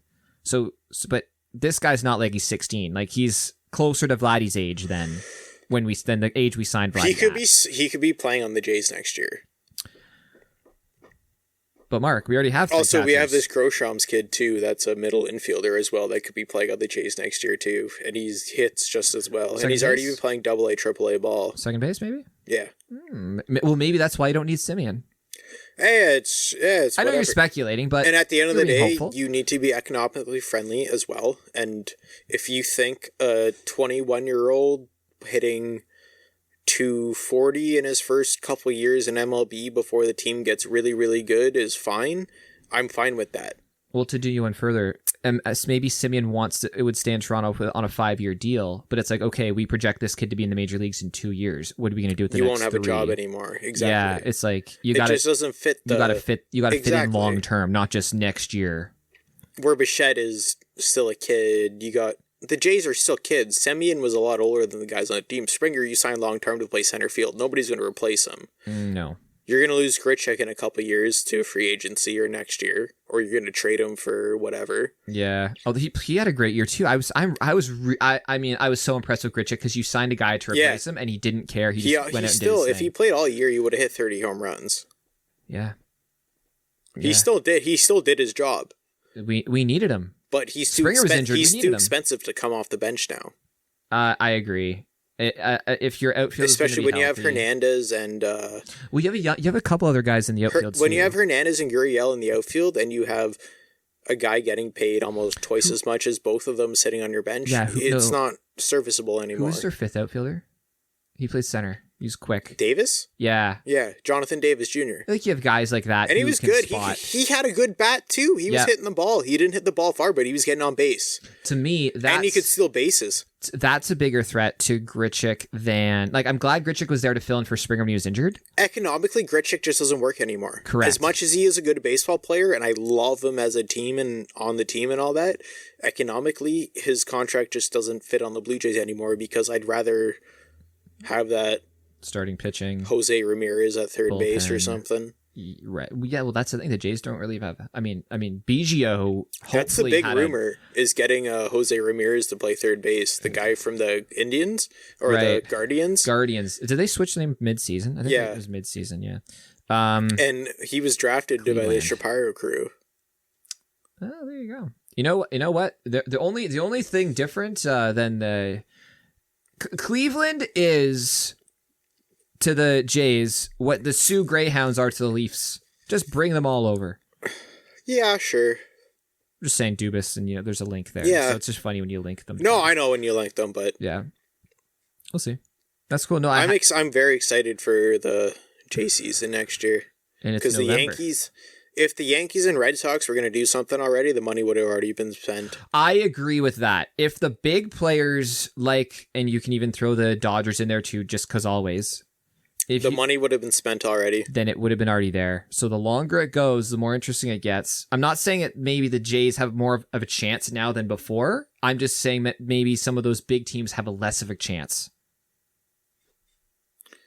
No, you're That's right. sort of a backwards way of saying it. No, it's because usually the placebo is that the Yankees, Red Sox, Dodgers, whatever, sign everybody in the first week or whatever, and the contracts are like you're basing everything off of like your $200 million contracts. But since nobody's signing, negotiations get harder because you have nothing to base off of. Do you think the pandemic and the lack of attendance had anything to do with the salaries coming down? Yes, because these teams are hurting. Because I don't know, like, who owns the Dodgers? Is it a family? I don't know, but I also think that the Jays saved a bunch of money not signing tons of guys a few years back, so they have some money in the coffers. Rogers has money in the coffers to spend. Shapiro already said they're allowed to spend whatever the fuck they want. I like that, especially not as a Rogers customer. Teehee. I'm with Bell. Yep. And Telus, so I'm okay. Both? You have both? But still, we still get bent over backwards. Oh yeah. Well, I mean, yeah. There's that. No, I like, frig, like, Jays are going to be good. Rays might be friggin' playing in Montreal half the year next year, so it's going to be fun to watch baseball here. Yeah. I mean, listen, let's wrap up because I got to go have dinner soon. But yeah, I got shit to do too. It is funny. Yeah, you got a party to go to. So it's funny though that you hear that there could be. I mean, they were talking about Quebec City and Gary Bettman having a conversation with the Quebec Premier, and I know that was sort of a rumor, like just because they talked on the phone, and there's a bit of political. I think that's just Gary Bettman doing his job. I think it's the Premier of Quebec trying to get reelected. Because it's an election cycle for provincially. I hope that the Montreal baseball thing isn't the same as the Quebec City news headline, where it's just guy trying to get reelected. No, the Montreal baseball thing is like Tampa's. I hope it is. Yeah. I hope it is, and I think it is from what we've heard because it's from different sources. Yeah. At the same time, I still think it's kind of bullshit. It's like no other sport really splits. Like, I guess the Islanders split from two buildings, but they were both in New York. Well, the Jays did because they got fucked because of COVID. But that's different. Completely different. Not the economics. There was a superficial factor. It wasn't nobody goes to the games. It wasn't their fault. It wasn't their fault. They had a wealthy owner. It was a border situation. Tampa is a Tampa situation. It's the actual place. Yeah, exactly. It's your fault as an owner or team, and you didn't sell enough to keep yourself there. Yeah, but I appreciate them not jumping into Montreal because at the same time, you don't want them to go back to Montreal and fail again in Montreal. No, I don't. But I like that they potentially might do half a season because guess what we're doing? We're going to fucking Montreal to see the fucking Raisin. Oh, Amy's already like. Oh yeah, got it planned. I'm pretty sure. And you know that game is going to be good. You hope so. It should be. It'll be a phenomenal atmosphere. Oh yeah. Yeah. Go to a series there. Cool. All right. I don't think I have anything else written down here, Mark. We went through a lot of shit. We dragged this out for almost 2.5 hours. Are going. Holy fuck! If you want to talk about that, but no, if you didn't watch it, it's always on the TV. I know that a few of the usual names aren't doing. Jennifer so Jones well. is killing it for the women. Jennifer Jones is doing really well on the men's side. I have no idea. It's Kui and Newfoundland. The other Gushu, yeah. Gushu. We'll have to wait and see. Well, wait. Maybe next time Ian's on, hopefully Ian's works in a curling club. So hopefully Ian's in touch with this stuff. It'll be after all the playoffs and stuff too. Yeah, we'll know exactly who's representing Canada in the Olympics for curling, men's, women's. Those are the trials that are going on now. I think the playoffs are like on like right now. No, yeah, that's what I was saying. That's why I brought it. I just talked about it. And the women were so close on actually making the Olympics for actually representing Canada in the Olympics. Mm-hmm. They needed to qualify in the elimination tournament. Oh, that's right. Yeah. Canada almost didn't have an entry in women's curling. Yeah. In the Olympics, which imagine that happening. You can't. Like, of course, it's like it would be like legit. Not having a Canadian curling team would be like not having a hockey team in the Olympics in a sport. It would be unfathomable. Like, what do you mean? Somehow the women's hockey team didn't qualify. That would That wouldn't make sense. As much as my ego sounds like, as soon as our women's are still going to probably win gold or silver, but we didn't do well last time. That was Team Holman. They had a rough time in the Olympics last year. She's not even in the playoffs. Dude, she is dead last. It's Fleury and Jones are 1-2. And Anderson barely made the playoff. Yeah, and Anderson represented last time. Anderson was I think she won the Scotties. Yeah. So she was the Team Canada in the Scotties, which is different than this thing. But yeah, cool. Something to watch. Cool, man. All right, I got to go have dinner now because I'm getting texted. We can cut this. Well, let's wrap this stuff up. Mark, you're going to a party tonight. Have fun your party. It's a Christmas party. I think we're going bowling. Oh, shoot. Yo, I miss bowling. This is the earliest Christmas. It's like a month early, but, get it out of the way. Smart. Get it out of the way before December hits. An excuse to go bowling. I'm excited to go bowling. 10 pin or 5 pin? I think it's 10 pin. I know, the balls are heavy. Yeah, no. You have your axe or mallet swinging muscles, though, from the thing. Oh, from swinging my sledgehammer. Yeah, just make sure you clean out those finger holes, eh? The 10 pin. Just bring a spray like hand sanitizer. Yeah, just use the same ball. Clean the crap out of it. Use the same ball over and over again. I'm just so excited to go bowling. We gotta go bowling again because you're good at bowling. Fuck, remember we'd always go to fucking Rouge Hill. Yeah, it's so fun. Yeah. It was like $20 for like 2 hours of bowling, unlimited. Back in the day. It's so fun. It's such a good social activity. Everyone's there. You can have a beer. You can go get some cheap ass fries, and and you all know you're bad. You're not good. Yeah, you're okay, but you're not amazing. And then you can sell you when you make a strike. And you also get strikes. And you also I don't get strikes. Also so sell you when you put the ball in the gutter. You know what? It's like golf, except you don't lose your ball. It comes back to you. Keeps coming back. That's such a good analogy. All right. That's so good, but I think we should leave it there. Greg can walk it off with that one. All right, guys. Greg thanks just hit for a grand listening. slam. Yep. Okay, bud. Turkey butt. Okay, bye. Cheers. Thanks for listening. Follow us on Twitter @DraftInHand.